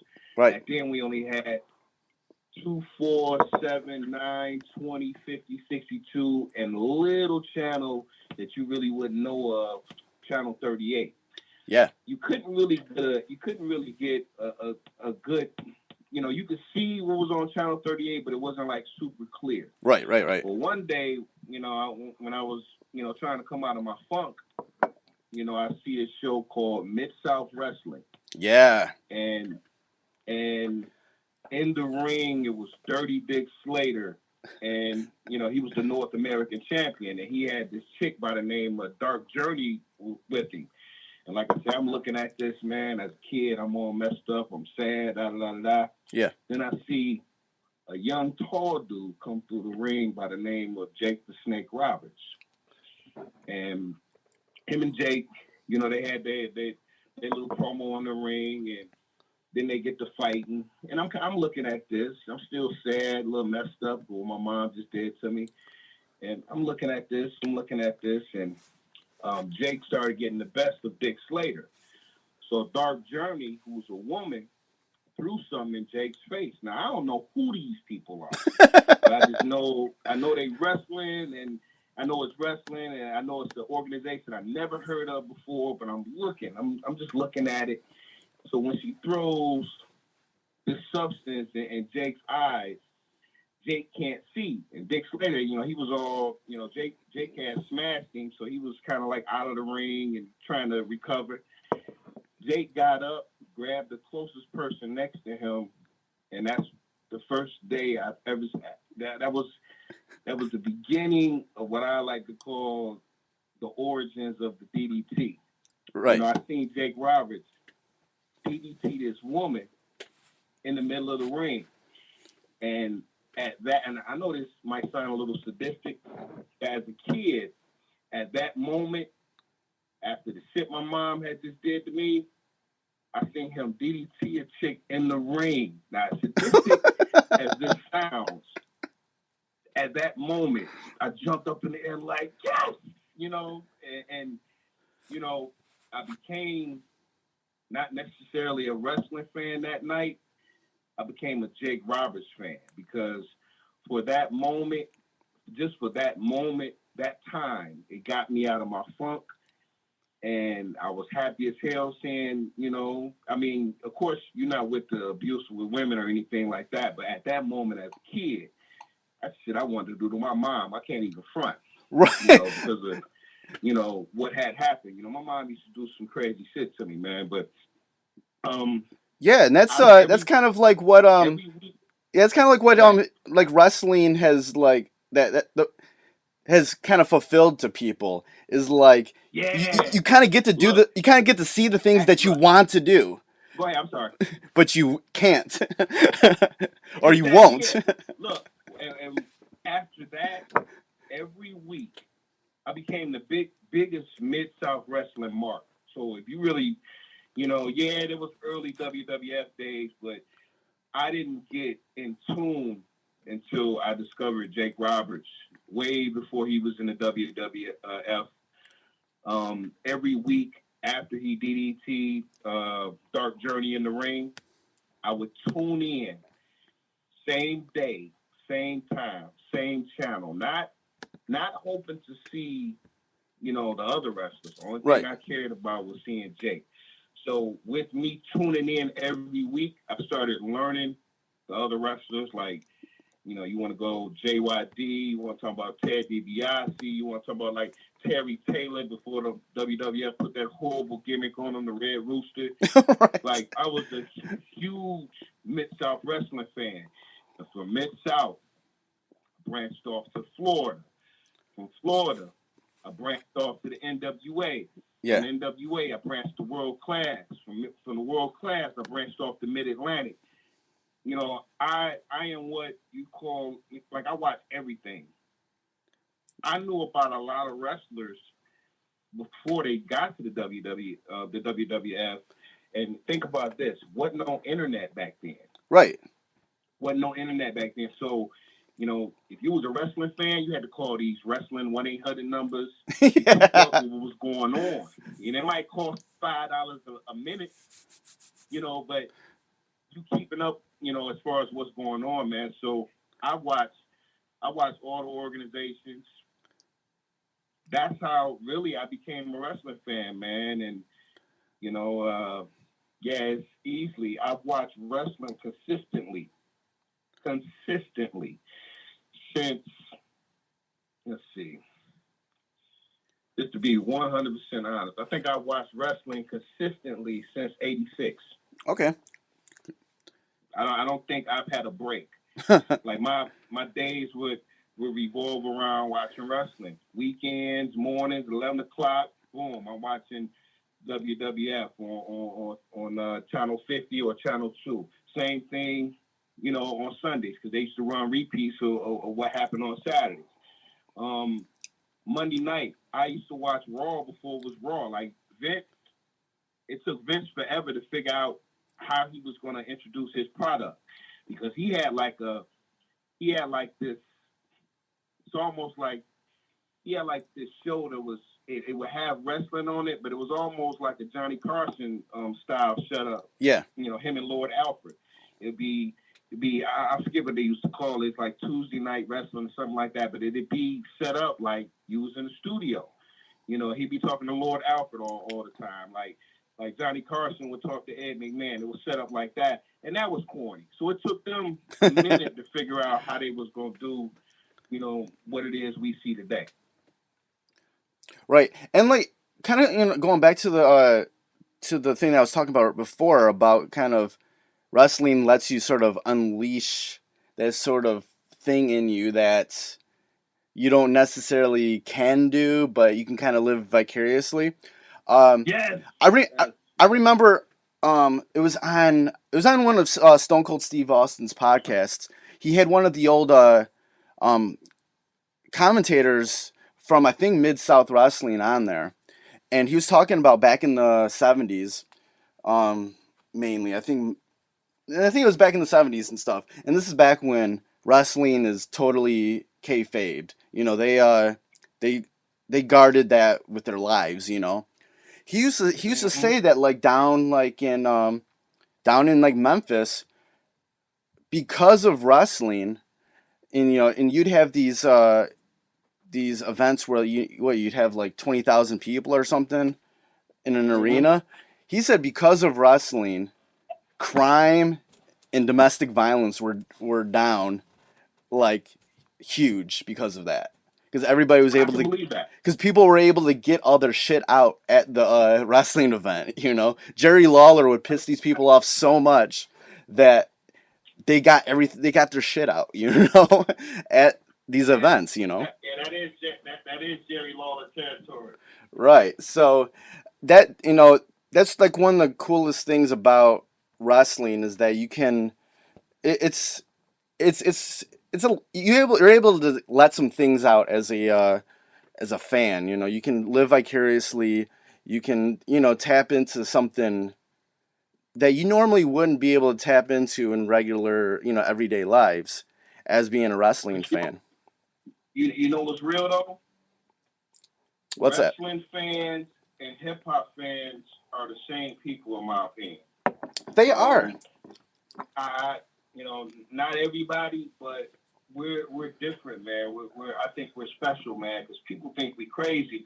Because first thing a person says is, "Oh, why you watch that fake stuff? Why do you watch that fake stuff?" Well, just like the head, man, we love what we love, and I don't care if a person tries to down talk it. That's my escape for 2-3 hours. Right. It's what we call, if women have soap operas, that's definitely a man's soap opera. Right. And I have no problem telling the person, like, look, man, walk home on tonight, man. Hurry up and do what you got to do. You got to be home by 8. I plan everything around the things that I love. Wrestling is definitely there. Right. And right now there's this. I feel like it's a really great time for wrestling, especially like on the indie circuit, because the things that are being built right now on the indies feel exactly like how things used to feel for us, like in the hip hop scene. Yes. As much as the internet like wrestling community can be like totally negative and super crazy, if you go to these actual events, whether it's AIW in Cleveland or AAW in Chicago, even XICW here in Detroit area, like everybody. You want a Ring of Honor this weekend? Is it a Ring of Honor this weekend? Yes, there is a Ring of Honor in Dearborn. I'm not sure if I'm gonna make it this weekend for that, but every time you go to any of these things, these are people that want to be there, and you can build with these people, and it's super cool, and everybody, and you start making friends, and there's people that come from out of town to these events, and it's super cool, everybody's super positive with each other, and then also on these indie events, like the wrestlers are just right there, just like how the Detroit hip hop scene was, man. They're just there, and you can go talk to them, and it's super. The vibe is so awesome, Yeah, that's exactly why I say we special people, man. Because the people that go to these events, the people that tune in to these events, this is who we are, and there's no shame in the things that we love, man. So I'm a rock with wrestling the day that I die, man. I don't think, my son is kind of like he's not like how I was, but he's gradually getting there. He got his favorite guys, but it ain't like how I was, but he's getting there. But yeah, we are a special group of people, man, and I wouldn't change it for the world, man, because that's my escape. Right. You can have bullshit going on in your life, man, and then wrestling come on, you forget about that shit 2-3 hours. Now, it still might be there, but for that 2-3 hours, you in a whole nother place. So I'm okay with that. Right. You need an escape every now and then. Okay, yeah. Now transitioning into how we got into combat sports, MMA and stuff like that. My story with that actually comes out of uh my my last relationship. It's been 2 years since I got out of this really terrible relationship. It was ruining my life. Like, I don't even like. And it's so hard to describe what it was, but it was ruining my life. And like my parents had to basically pull me out of this shit show that I was in the middle of. And after I got do- after they got after I got out of that, I was just sort of rebuilding my life. And one of the first things that happened was I really got back into wrestling. And one of the ways I got back into it is through a mutual friend of ours, Lane Weiss. Yeah, she's super. She knows a lot of the wrestlers. Been a fan for a long time. But like becoming friends with her, I started getting back into wrestling super hardcore. And what happened was I got past just the WWE stuff, and that a lot of people, and see, that's the key to it. I don't mean to cut you off. Oh. That's the key to it. You know what? We go dive in this too. See, and that's similar to MMA, but right. That's the key to it. You got to know everything that's going on. You just can't watch one source and think that's what it is. You got to know what's going on. I like to be well knowledge on the things that I love, man. It's good to hear you say that you start, because of that, you start watching other stuff just so you can get a feel on, the thing that you love. Because, it's always stuff on other shows that you like, wow, I wish the WWE did that. Or, you just start having a whole different level of appreciation for wrestling, just period. Right.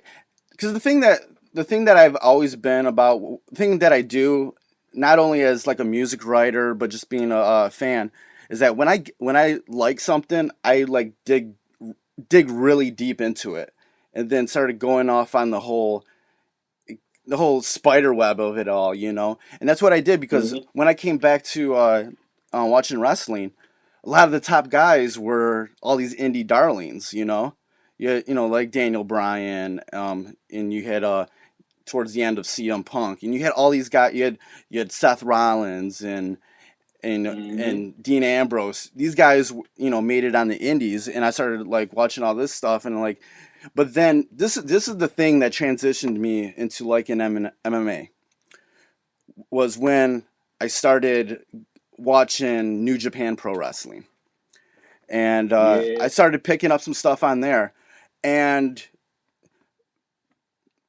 around that time also is like, and this is like, I will totally admit this, that when getting into the UFC, like throughout all the years, I knew about all the the big names that kind of transcended the sport. They came into the wrestling companies also, like the Ken Shamrocks, Tank Abbott, King Mo, your boy King Mo, and even guys that were like, sort of part of pop culture, like Chuck Liddell, and guys like that, and even like the late great Kimbo Slice. I knew about these guys, but I never got around to actually paying attention to it. But I'll totally admit that I totally came aboard the whole Ronda Rousey and Conor McGregor hype train. I was on there, and they piqued my interest, and so I started checking them out, and I was like, okay, this Conor McGregor guy is fucking hilarious. Right. he took the whole wrestling playbook, He took the wrestling playbook and totally built himself and sold himself. Mo been saying for the longest, you fight, but it's definitely entertainment involved in that. Oh, so definitely. People wonder why they can't get no money, and they complain about what they making and da da da. When was the last time you seen an interview and you heard, my boy complaining about something? And it's because he understands what you have to do. Kind of understand that. Right. Chael Sonnen, 100% Right. understands that. You have to be able to sell yourself as a fighter, and to be able to sell yourself, to the fans, and you're not a champion. That's something like it's either you got it or you don't got it. But I'm sorry, man. Again, I cut you off. Oh no, no problem. And the thing is like my interest in the UFC and MMA as a whole like kind of peaked with started peaked with those with Ronda Rousey and Conor McGregor, all the hype around that. And I'm like, all right, cool. Like, but this is what really like totally locked me in.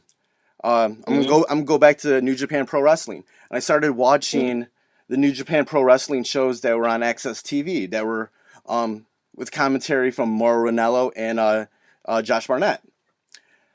Watching those guys were just dropping so many nuggets of information about just the history of MMA, the history of Pride, history of what's going on with UFC, and I was just like, it really like interests me. But then you also had someone like Sakuraba who was wrestling in New Japan at this time also, and he was such a big and huge figure in Japan. God.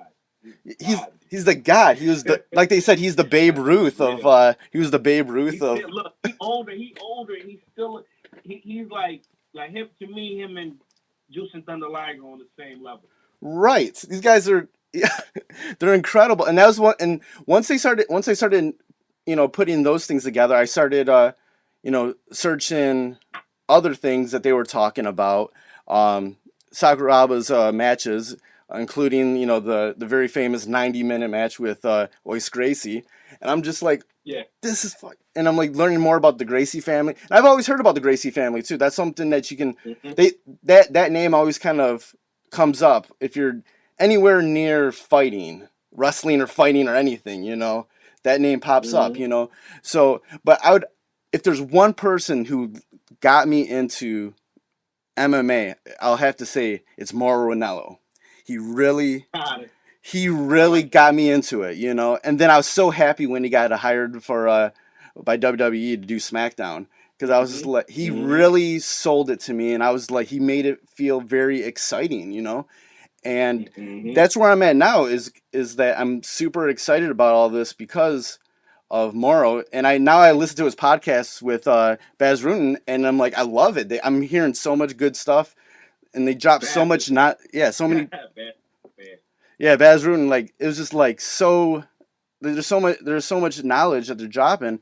They're so very passionate about it that it got me into it. So that's where I'm at right now. Like, how did you like get into watching MMA? Okay, I go back again to when I was shorty, man. I took Taekwondo at a young age, and you still, growing up in it, you stop for a while, you go back, stop for a while, and then you start doing other things, man. I also wrestled, when I was younger, man, and I never, back then, man, you talk about like mixed martial arts, like we didn't have cable, we didn't know about the stuff that was going on, like overseas and stuff like that. So my first introduction to it was the very first UFC 1. Me and my dad ordered that. I don't even know if it was called pay-per-view back then. It might have been satellite, but right. Me and my dad ordered that, and we sat up there and watched the whole, event, from a big fat dude losing to a super small guy, to a boxer coming out with one glove, to seeing for the first time a guy literally choking people out with his gi. Right. And that's Royce Gracie from the world famous Gracie family. Back then, it wasn't any rules. It wasn't like it's back then. It's kind of like how Bruce Lee would call it Jeet Kune Do, where you take, you might know a lot of different styles, but you take only the important parts that are effective for you, and use it in a style to where it's free. So if I'm a wrestler, I might use my takedowns to set up my ground and pound. Or if you're a boxer, I'm gonna set up my jab to take a takedown in wrestling or throw in judo. Yeah. Like everything was about using, you know, mixed martial arts, man. You may have one style, but you know, you would have many styles, you know, because you just can't, these days, you just can't have one style and be successful. UFC turned into like a circus, you know, we were definitely impressed by the first one. After a while, you know, I won't front, I kind of lost love for it because, you know, people weren't, you know, taking it seriously. It was almost like a sideshow to a lot of people, like a cockfight. Right.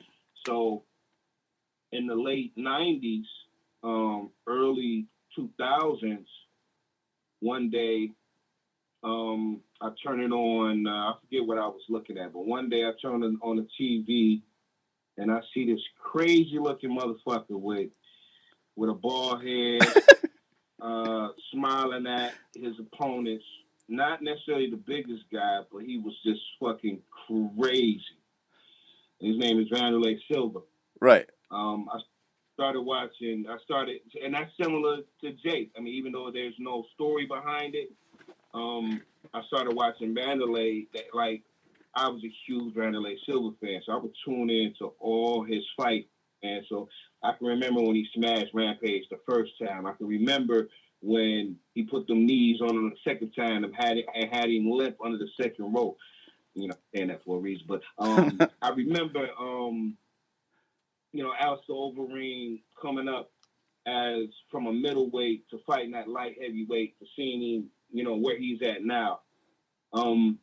I really, you know, I fell in love with the sport again. And for me, it was, again, MMA people, you know, MMA fans, pro wrestling fans, like, if you like that type stuff, you know, you're a special person, man. Especially like me, I try to be very knowledgeable as far as like, I know what style a person is. I know what a person's setup is. I know how they are. You know what I'm saying? I became just obsessed with mixed martial arts again, and it almost, you know, it kind of saddens me. I'm like, man, I wish this shit was like how it is back then. If it was like, my life could possibly be different if MMA was like how it is now, structured, like back in the early 90s. I may have fought because I love fight, man. It's nothing like pugilism, man. It's just nothing like doing, you know, and it's all, with me, it's all respect. You know, you're not going out there trying to street fight or anything like that, man, but you just want to see how good you are, you know, how good your skills are, you know, compared to the next man. But I wound up, you know, becoming obsessed with the sport. And of course, like, even with hip hop, I always say I'm a fan first. But I can remember, I try to stay, you know, just like us when we know about wrestlers before the mainstream people know about the wrestlers, like you were saying, Daniel Bryan and Seth Rollins. You knew about them before they hit it big time. Well, I used to wrestle, so I'm familiar with a lot of wrestlers. You know, I was familiar with Daniel Cormier. I was familiar with Mark Coleman. I was familiar with Mo Lawal because I'm you know, not pro wrestling, but we talk about collegiate wrestling, world wrestling, freestyle, Greco-Roman. Like, that's my thing. I really love that. So when Mo left Oklahoma State and he started competing, you know, wrestling-wise or overseas, world championship, Pan Am Games and stuff like that, he transitioned into MMA, but he started in Japan. So I used to follow Mo when he was in Japan. You know, just as a fan. I think Mo had like 3-4 professional fights back then. And I can remember when he got signed by Scott Coker and Strike Force. And I'd be, you know, definitely a fan. I would always tweet out, you know, like, this dude King Mo, you know, just with his raw wrestling skills, because you are what you are. You know, he's a wrestler first, and you know, shortly after that, he got his boxing on, so he's like a wrestler striker now. But I started following Mo. You know, did you want me to kind of like tell the story? Is that cool? Go ahead. Yeah.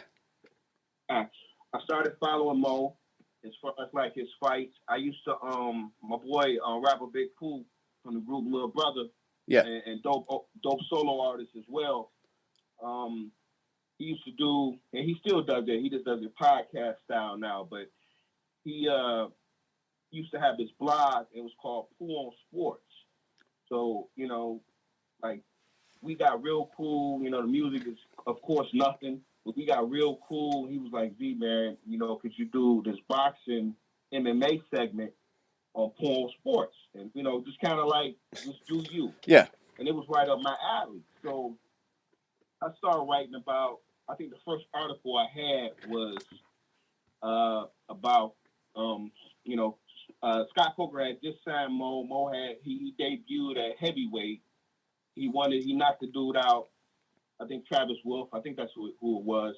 But his next fight was against at that time top 3 guy in the world in Strikeforce light heavyweight champion Gegard Mousasi. Now UFC fighter and UFC contender. I think at that time, Mousasi only had like 2 losses. He had like 32 victories. It was something crazy he had. Mo had only had like 4 or 5 professional fights. Yeah.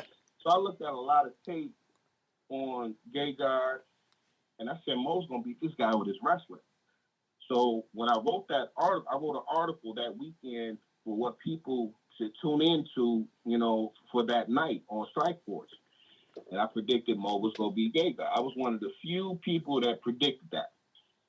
And sure enough, Mo wound up beating decision, 5-round decision. And that's kind of like what put him on the map, winning the Strikeforce world title.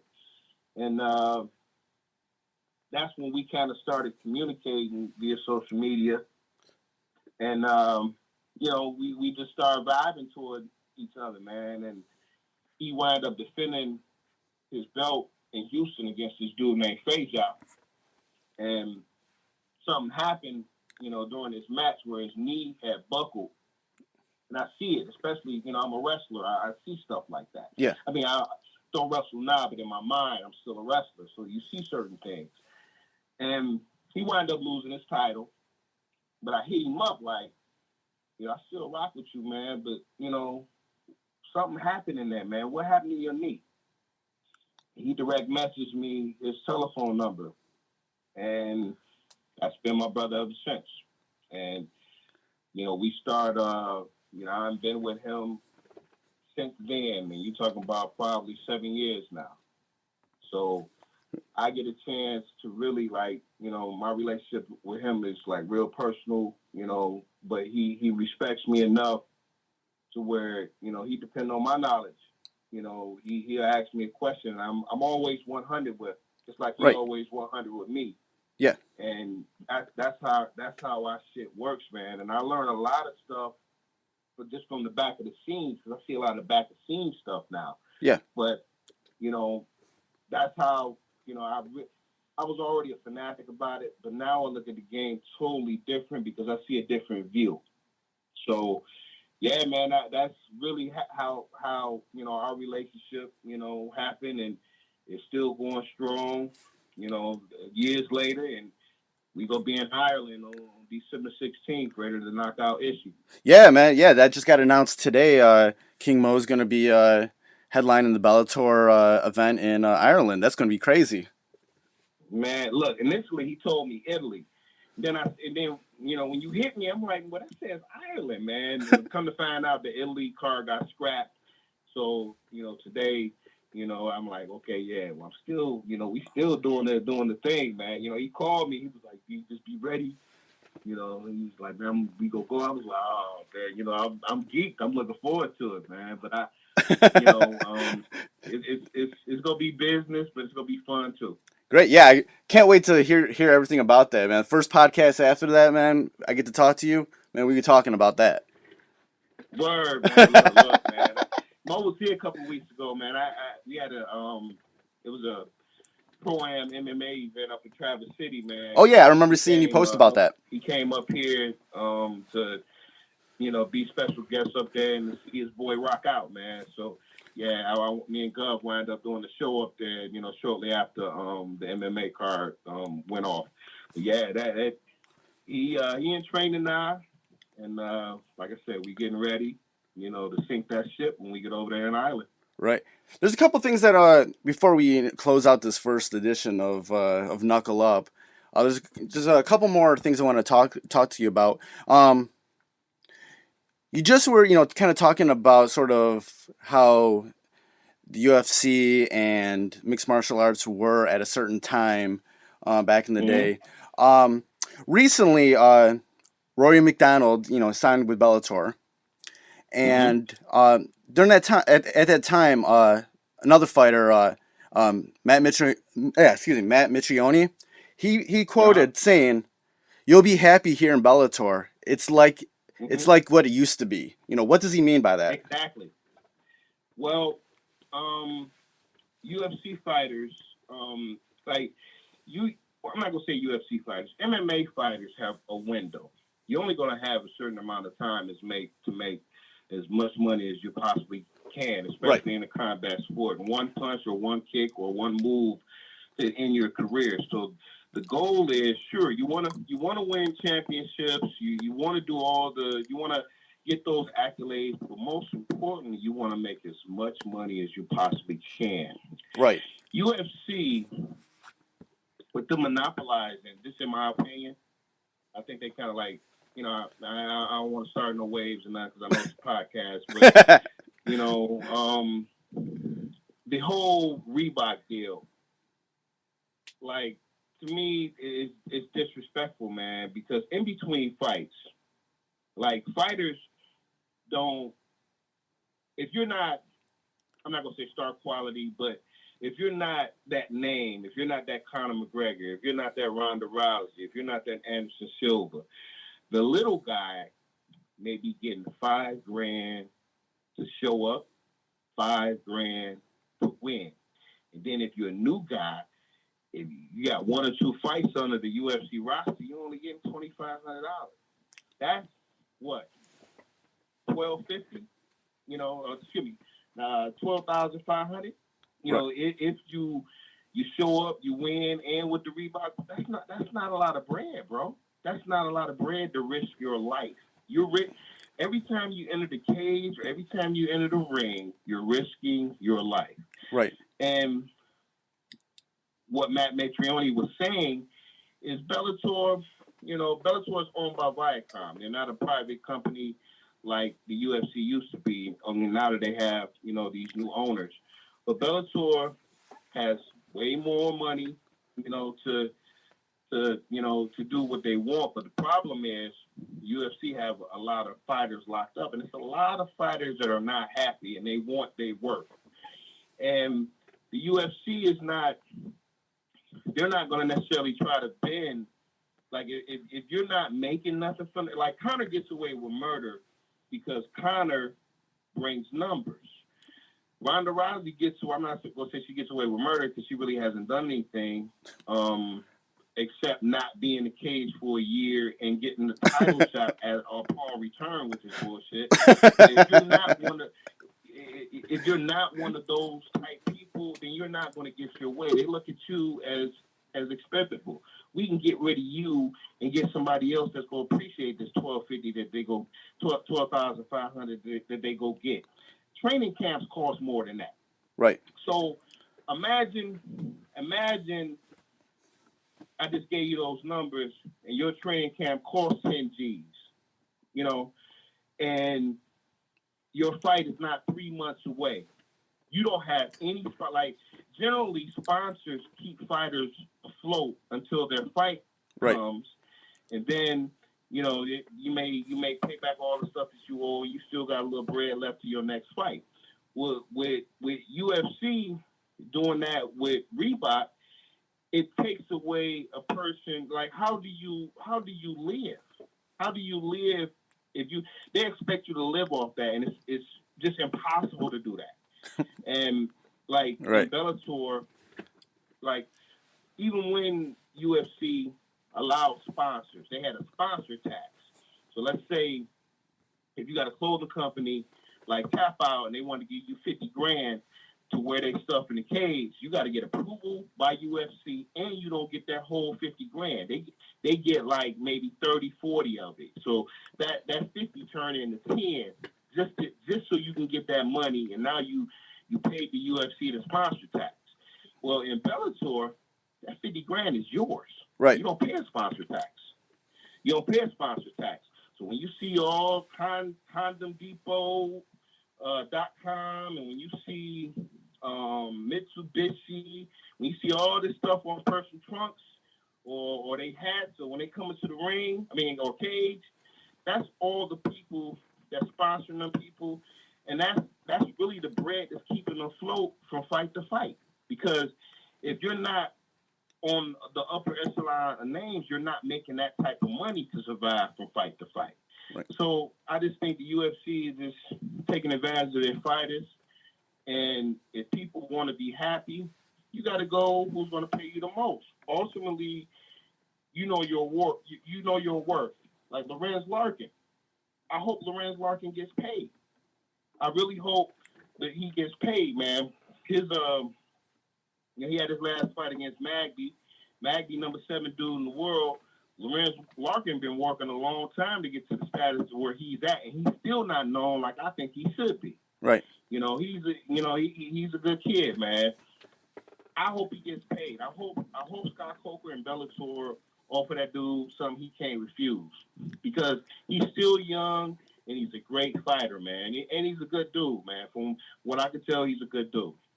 Great. But it's when you try to monopolize things and control things, fighters need to be smart, man. Young fighters don't get that. They just see UFC and they think that's MMA. MMA is not just UFC. It's UFC, Bellator, ONE FC, Legacy. You got a lot of promotions out here, man. You got what's the one overseas or over in the UK? You got Bama. You got a lot of organizations, but because and now we got the rise of Rising again, the Rising Federation. Right. That's the old Pride. They're trying to bring back how Pride used to be, because they're unhappy of how UFC, and this is not a UFC bashing. This is right. more so just being 100. I love the UFC like everybody else, but the UFC is not the only game that's going on, man. And I'm telling you, the more fighters Bellator get, like Rory McDonald was just the first thing, man. There's other stuff that's coming, but I can't speak on it. But it's going to be some stuff that's coming, and it may seem kind of like, well, why is this happening? But Scott Coker, look, I'm going to keep it 100 with you again. Fabricio Werdum, although he started in UFC, Fabricio Werdum got known again for beating Fedor and Strikeforce. Right. Middleweight champion Terod Woodley comes from Strikeforce. Light heavyweight champion Daniel Cormier comes from Strikeforce. Ronda Rousey comes from Strikeforce. I used to watch Ronda Rousey before people didn't even know who she was. Right. I remember when she was fighting 145 and didn't want to fight Chris Cyborg and quickly went down to 135. See, people don't know their homework. Like I was there when that stuff was happening.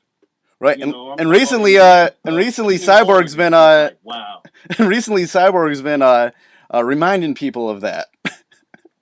Yeah, and she's not lying. She is not lying. Man, look, I see the stuff that go, they go on backstage and stuff like that, and like I met Mo when Mo was in Strikeforce, so I'm kind of like this. I'm a Scott Coker dude. I like that guy. Right. Luke Rockhold, Strikeforce, Jacare, Strike. I can go on and on, but people wouldn't know that. They would look at the champions now and those names now like, oh, they're UFC people. Mo easily could be in UFC. Unfortunately, he don't. I ain't gonna say unfortunately. Things didn't work out between him and the promotion, but he's found happiness. In another way, and he's okay. He ain't, I think fans sometimes, man, get it misconstrued You never make it. And Smoke smashes a lot of these dudes, Right. behind closed doors. And that's why when Gegard Mousasi fights and he beats somebody like Vitor, I always remind people, Mo beat him in only his fifth, sixth fight. And that dude was world back then. I'm talking about he was top 3 light heavyweight back then. Right. So he's always been a smaller guy. That's why he's fighting at middleweight now. Right. Yeah, man, it's all politics. It's all politics and bullshit, man. It's politics and smoke and mirrors and all that, man. It's just, I hope, I seen something today where Dana say if Ronda get a belt back from Amanda Nunes, then she's gonna fight Chris Cyborg, man. And I think that's bullshit. Well, where are they gonna fight? They're gonna fight at 140, or are you gonna say, hey, come down to 135? Right. You haven't explained that. Yeah. And I'm not gonna believe it until I see it. Yeah, and they gonna run from her. Yeah, I totally have mixed feelings about all of that, because it's like, first off, I'm like, okay, so she gets a title shot after losing and being away from a year. She fought last November, bro. She's fighting again December 30th. Name another fighter that gets to take a year fucking off and comes back and immediately gets a title shot. If anybody deserved that, you know who deserved that? GSP. GSP held that brand down. If he decides to come back, which I heard that he's trying to come back, but again, that Reebok sponsorship is messing everything up. Fighters know the real fighters, they know they work, and he know his work. So I think it's politics. It's politics. Yeah, I think this is all politics, man. He say one thing, and then you hear Dana say something else. Yeah. It's like, but who else can take a year off and then they first fight back? Oh, we gonna give you a title shot. Nobody. Yeah, it's the jig. It's the jig going on. It ain't fair that none of the chicks that have been busting their ass off, man. Pina. I think Pina deserves a shot. Definitely. Here's the thing. She's taking a year off, and the women have evolved. Oh, so definitely. I think Amanda Nunes got a good chance of beating her. Right. A lot.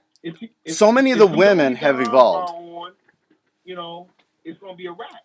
And trust me, these girls, they prepare for that armbar. When it comes to her, I think they have vision quests now, man. They got, like, the vision is so focused on not getting caught. Not like chicks be training for Ronda Rousey without even trying to train for Ronda Rousey because they know, well, eventually I might be fighting Ronda. Right. So they train. They might train for that shit for 10 fights, and trust me, they know when it's gonna come, man. Women have evolved, man. I love I love it, but it's just a lot of politics, man. I don't want to necessarily hate on Ronda Rousey, man. I just think she's a product of a good machine. Oh, definitely. Product of a good machine, and I had said from Rip, once you put a person in front of her who knows how to strike, we go see her get exposed. And that's exactly what happened. I was watching Holly Holm when she was in Legacy. Yeah. And when she got signed by the UFC, I was like, that's going to be the chick that, if she fight Ronda, that's the right fight. Right. To see her get exposed. And sure enough, that shit popped off. Yeah. So women have evolved. So I hope she's serious, man, because you can't go in there half-ass, man, because you get your head taken off. Yeah, and definitely the women's side of MMA I really enjoy it. Like, I really enjoy a lot of the fights. They've definitely evolved, and the whole Ronda Rousey thing, I think it was like almost that needed thing to happen though. Kind of a bad analogy, but it kind of works. How in hip hop we needed Vanilla Ice and MC Hammer.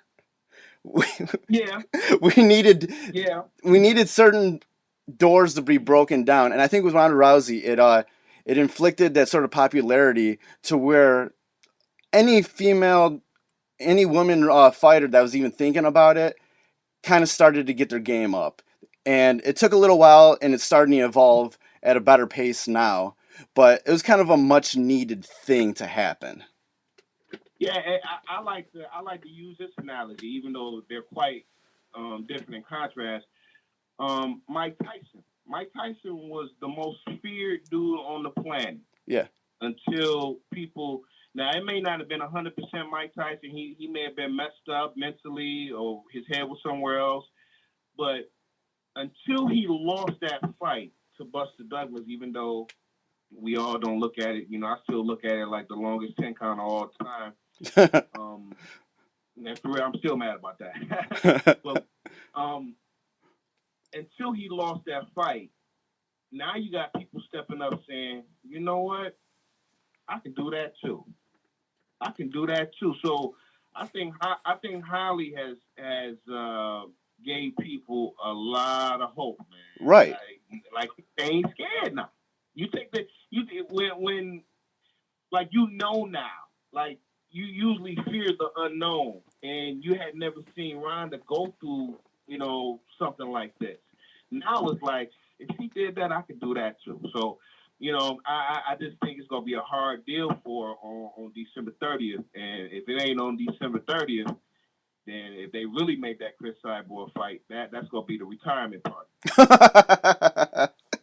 Definitely. Okay, and kind of to close out things, you mentioned recently sort of Ryzen and how it's sort of like bringing the Pride Days back. I've seen stuff online where people like what Ryzen's doing. Then there's other people that have mixed feelings about Ryzen sort of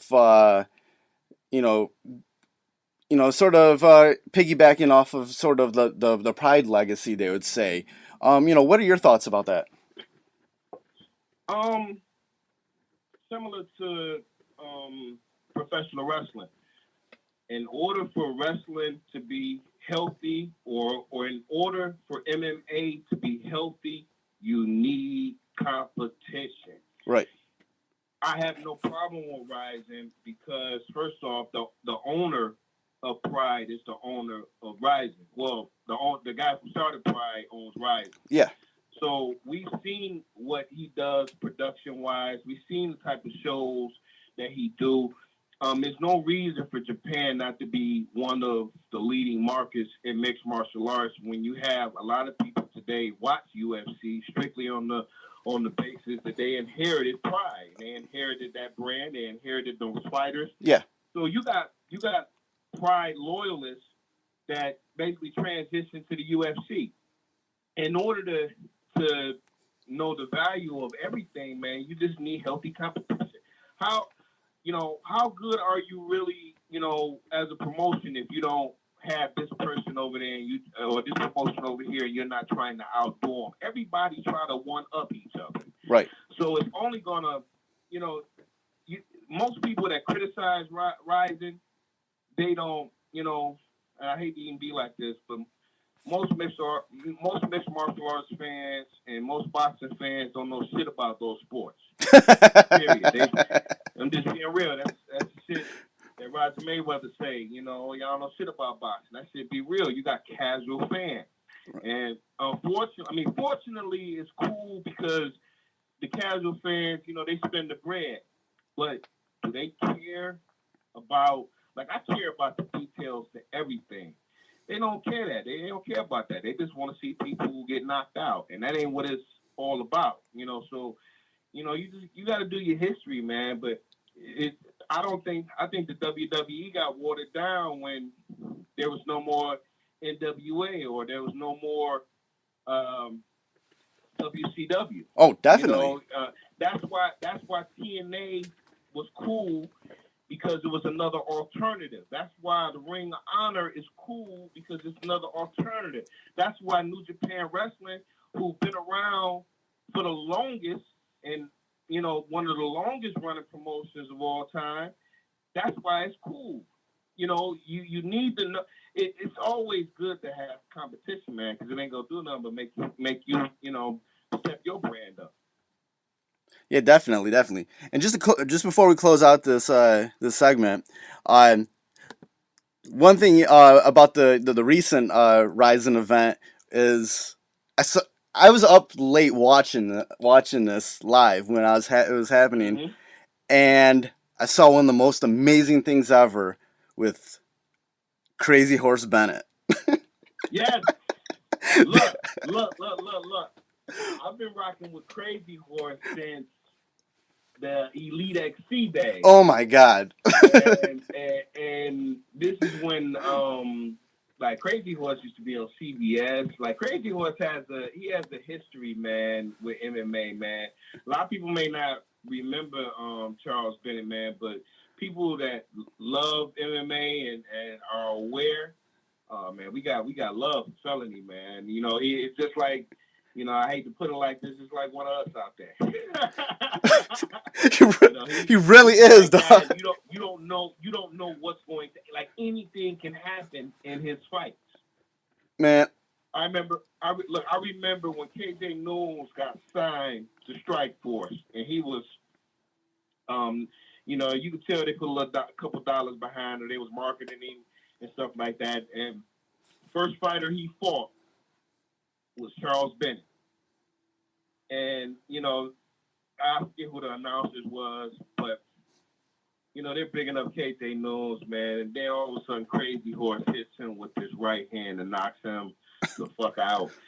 And after the fight, you know, he started, you know, doing backflips from the top of the cage.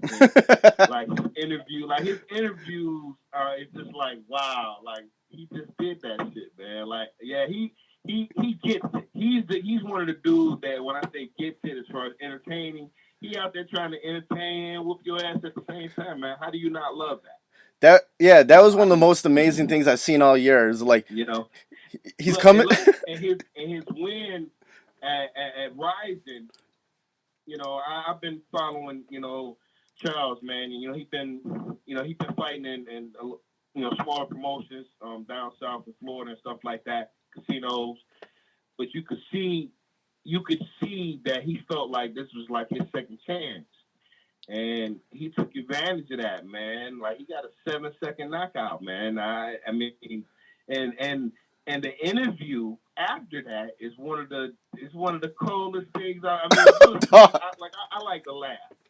And dude, Crazy Horse gave, well, he like to call himself Felony now, but yeah, he gave one of the craziest interviews like ever a couple weeks ago, man. I hit him up on Facebook, man, and we laughed a little bit, man. But good for him, man. You know, that dude got rolled off, man. So I'm happy to see he winning right now. Yeah, everything about that was great. Just his entrance to the ring, just the way he carried himself. He was you know, jawing back and forth with Silva. I was about to say, did you see the stuff? See, you know, I you know, with me, I like, you know, I told you I got back into the sport because of Vstylez. Yeah. But I'm a fan of Crazy Horse. Right. And I mean, you know, that it was like one of them things like, wow, is this really happening? So to see all the video and him going back and forth calling them candy legs, oh my God, that was great, man. I'm like, Stop this it, is amazing. Stop candy legs. I'm like, this is amazing. This is one of the best moments of the year I'm watching right now. I had no idea what was going on. I'm like, I did not expect this, because I was like, oh, exactly. Exactly. That was happening in the middle of the night here. That's the whole thing with Crazy Horse. Oh my goodness. You have to expect the unexpected. I was like, I'm just like watching it. It's the middle of the night here. Like, I just couldn't get to sleep, and I saw people tweeting that Ryzen was on, so I caught the stream of it, and I was like, I'm watching all these up. There's this other match between two women, and the winner won like a year's supply of ramen noodle. The big Brazilian. Yeah, no, there was another one. I think there was another fight before that, where there's two women, and the winner won I think a year's supply of ramen noodles. Oh, wow. And I'm like, what am I watching here, man? I'm like, what am I watching? And then and then the Crazy Horse match, and I'm like, oh, look at this guy. I'm like, oh, okay, this dude seems cool. And then I'm like, he knocks him out instantly, and then cuts his promo. I'm like, what did I just watch? This is amazing. Look, did you see when he was like, it looked like he was, I hate to be like this, but it looked like he was he was jacking off, and he was smiling, and he fell to the camera. I said, hell no. Dog. And the Japanese fans ate it up. Dude, they love that. How do you not like? How do you not like Charles Bennett, man? Yeah, Japanese fans love that stuff. They love they love when everybody's fucks with him. when they ham it up out there, you know, and that's what I really liked about. And I watched you know, a lot of that show, and I'm like, I really like this product, you know, I really enjoy watching this Ryzen product. It's it's a big production. They ham it up a lot, and it's like everybody you know, the crowd was really enjoying it. So I'm like, yeah, I definitely like what they're doing. In order to you gotta have other competition out there, man. You gotta have other stuff out there in order to survive. Otherwise, how do you know what the fans really want to see? How do you know? You gotta everything. You know, they may try to be gentlemen, you know, as far as the public, man, but everything is competition. Oh yeah. So, you know, you gotta have that healthy competition. Without that healthy competition, nothing exists. That's why it took the WWE a minute to get back on. You know, because they didn't have that healthy competition. If it wasn't for, you know, just certain polarizing characters, who knows where the WWE might be right now, man? Because I still like to say Stone Cold Steve Austin, man. He was the dude. I mean, a lot of people like to credit Hogan for it, but the turnaround, you know, just in my eyes, was Steve Austin and The Rock. Oh, definitely, without a doubt, definitely. You know what's dope about that? You know what's dope about that? Steve Austin career started. I ain't gonna say literally started because of course, we know the Hollywood Blinds with him and Flying Brian Pillman and the U.S. titles over when he was in World Championship Wrestling. But the Stone Cold Steve Austin, as we know, didn't really start until he beat Jake the Snake Roberts in the Royal Rumble. Oh, definitely, and he just cut that awesome promo, and exactly, and it just started to build after that, and it was great. I asked Jake when I seen him a couple weeks ago because me and you talked about this. Like one of my biggest things ever was to meet Jake Roberts and, you know, just tell him my story, you know, why I'm a fan. Yeah. And I brought that up to him, man. I was like, dude, you're literally behind a lot of people that people don't understand, like what your connection to him. I was like, the Steve Austin that we know didn't start until after he beat you in the Royal Rumble. And he was like, yeah, I know. You know, he kept hugging me and like, I know. Yeah, but that's real. You know, that's 100% real. So them dudes, man, they made it more than just wrestling. Because I can remember not even caring about watching the wrestling. I just wanted to see what he was gonna say every week. Right. Like you would tune in to see what Steve Austin was gonna say or what The Rock was gonna do. Like, because I can remember when I remember Rocky Maivia first match. It was a pay-per-view. Yeah. And motherfuckers wasn't really buying into his product. He used to have white boots, and he had they was trying to do the whole Peter Maivia third generation thing. And, you know, us wrestling fans, we know, like, get that shit up out of here. Don't put that shit down our throat. If it wasn't for him, I don't know who idea it was, but if it wasn't for him joining a nation and then we seeing the personality that this dude had, where would The Rock be? Right. He probably wouldn't be the highest paid actor in Hollywood right now. Exactly. I mean, you just don't know. Because they were trying to push the third generation thing down our throat, but we wasn't buying it. But then when he became this cocky asshole on the mic that just would say shit and you're like, damn, this motherfucker really said this shit. I literally remember for a moment not watching wrestling for the wrestling. I just wanted to hear what Steve Austin was going to say and what The Rock was going to say. Of course, you're still watching the wrestling, but you tuned in for it because you wanted to see what these motherfuckers was going to do, man. Right. And real shit. And if you go back like now and really break down some of those matches during the Attitude Era, there was a lot of shitty matches. Man. But it didn't matter because everything around it was so good. Yeah, exactly. Man, look, that's some of the best kind, like the Nation of Domination times Man. and early Stone Cold. Like I remember when the WWE, well, when it was WWF, they brought him in. He was Ted DiBiase's understudy, and they called him the Ringmaster, and he had Right. a buzz cut. We knew who he was. We knew who Steve Austin was because of the Hollywood Blinds. Like, if you're a wrestling fan, Yeah. you knew he came from WCW. So, looking at him, seeing him with a buzz cut with the $1 Million Championship, it's like, nah, we ain't buying that shit, man. No. And then, when he came up with that gimmick, man, like, man, them was, for me, easily some of the best times ever in wrestling, man. To not watch wrestling, to watch wrestling, not for the wrestling, was just, it's like, how did you get over on me? Your personality got me. Yeah. So yeah, man, yeah, that shit is real, man. Them dudes, man. I fucks with Steve Austin, man, because you know where he comes from, man. He a straight shooter too. Great. Yeah. And how do you not root for somebody like The Rock? Right. Definitely, man. He is an ultimate good guy, man. That dude does. I mean, I'm pretty sure there's some things he do wrong in life, but as far as what I see, he does everything right. You know, so that's, you know, and even John Cena. I mean, I'm not the biggest John Cena fan. I like John Cena. I respect John Cena.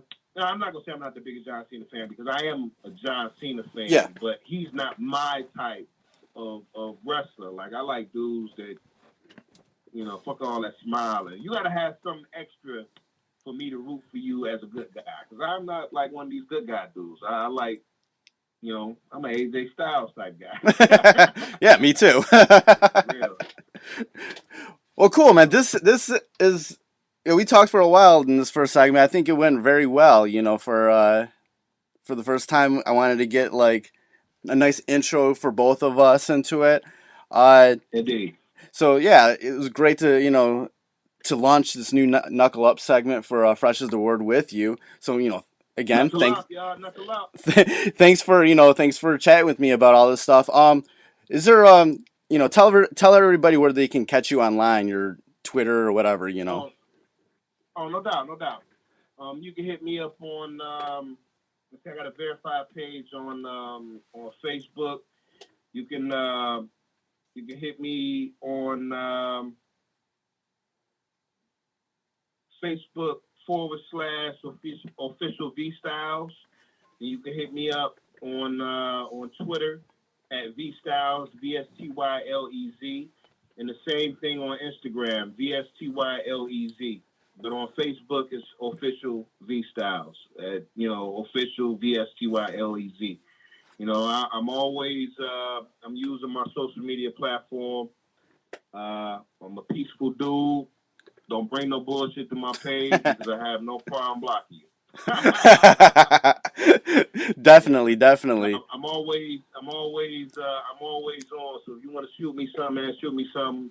I'm all about peace and happiness, man. You know, there's nothing wrong with, you know, you can agree to disagree sometimes, man, but as long as we keep it classy, man, I respect everybody's opinion. Definitely. That's about it. See you next week. Fresh is the word.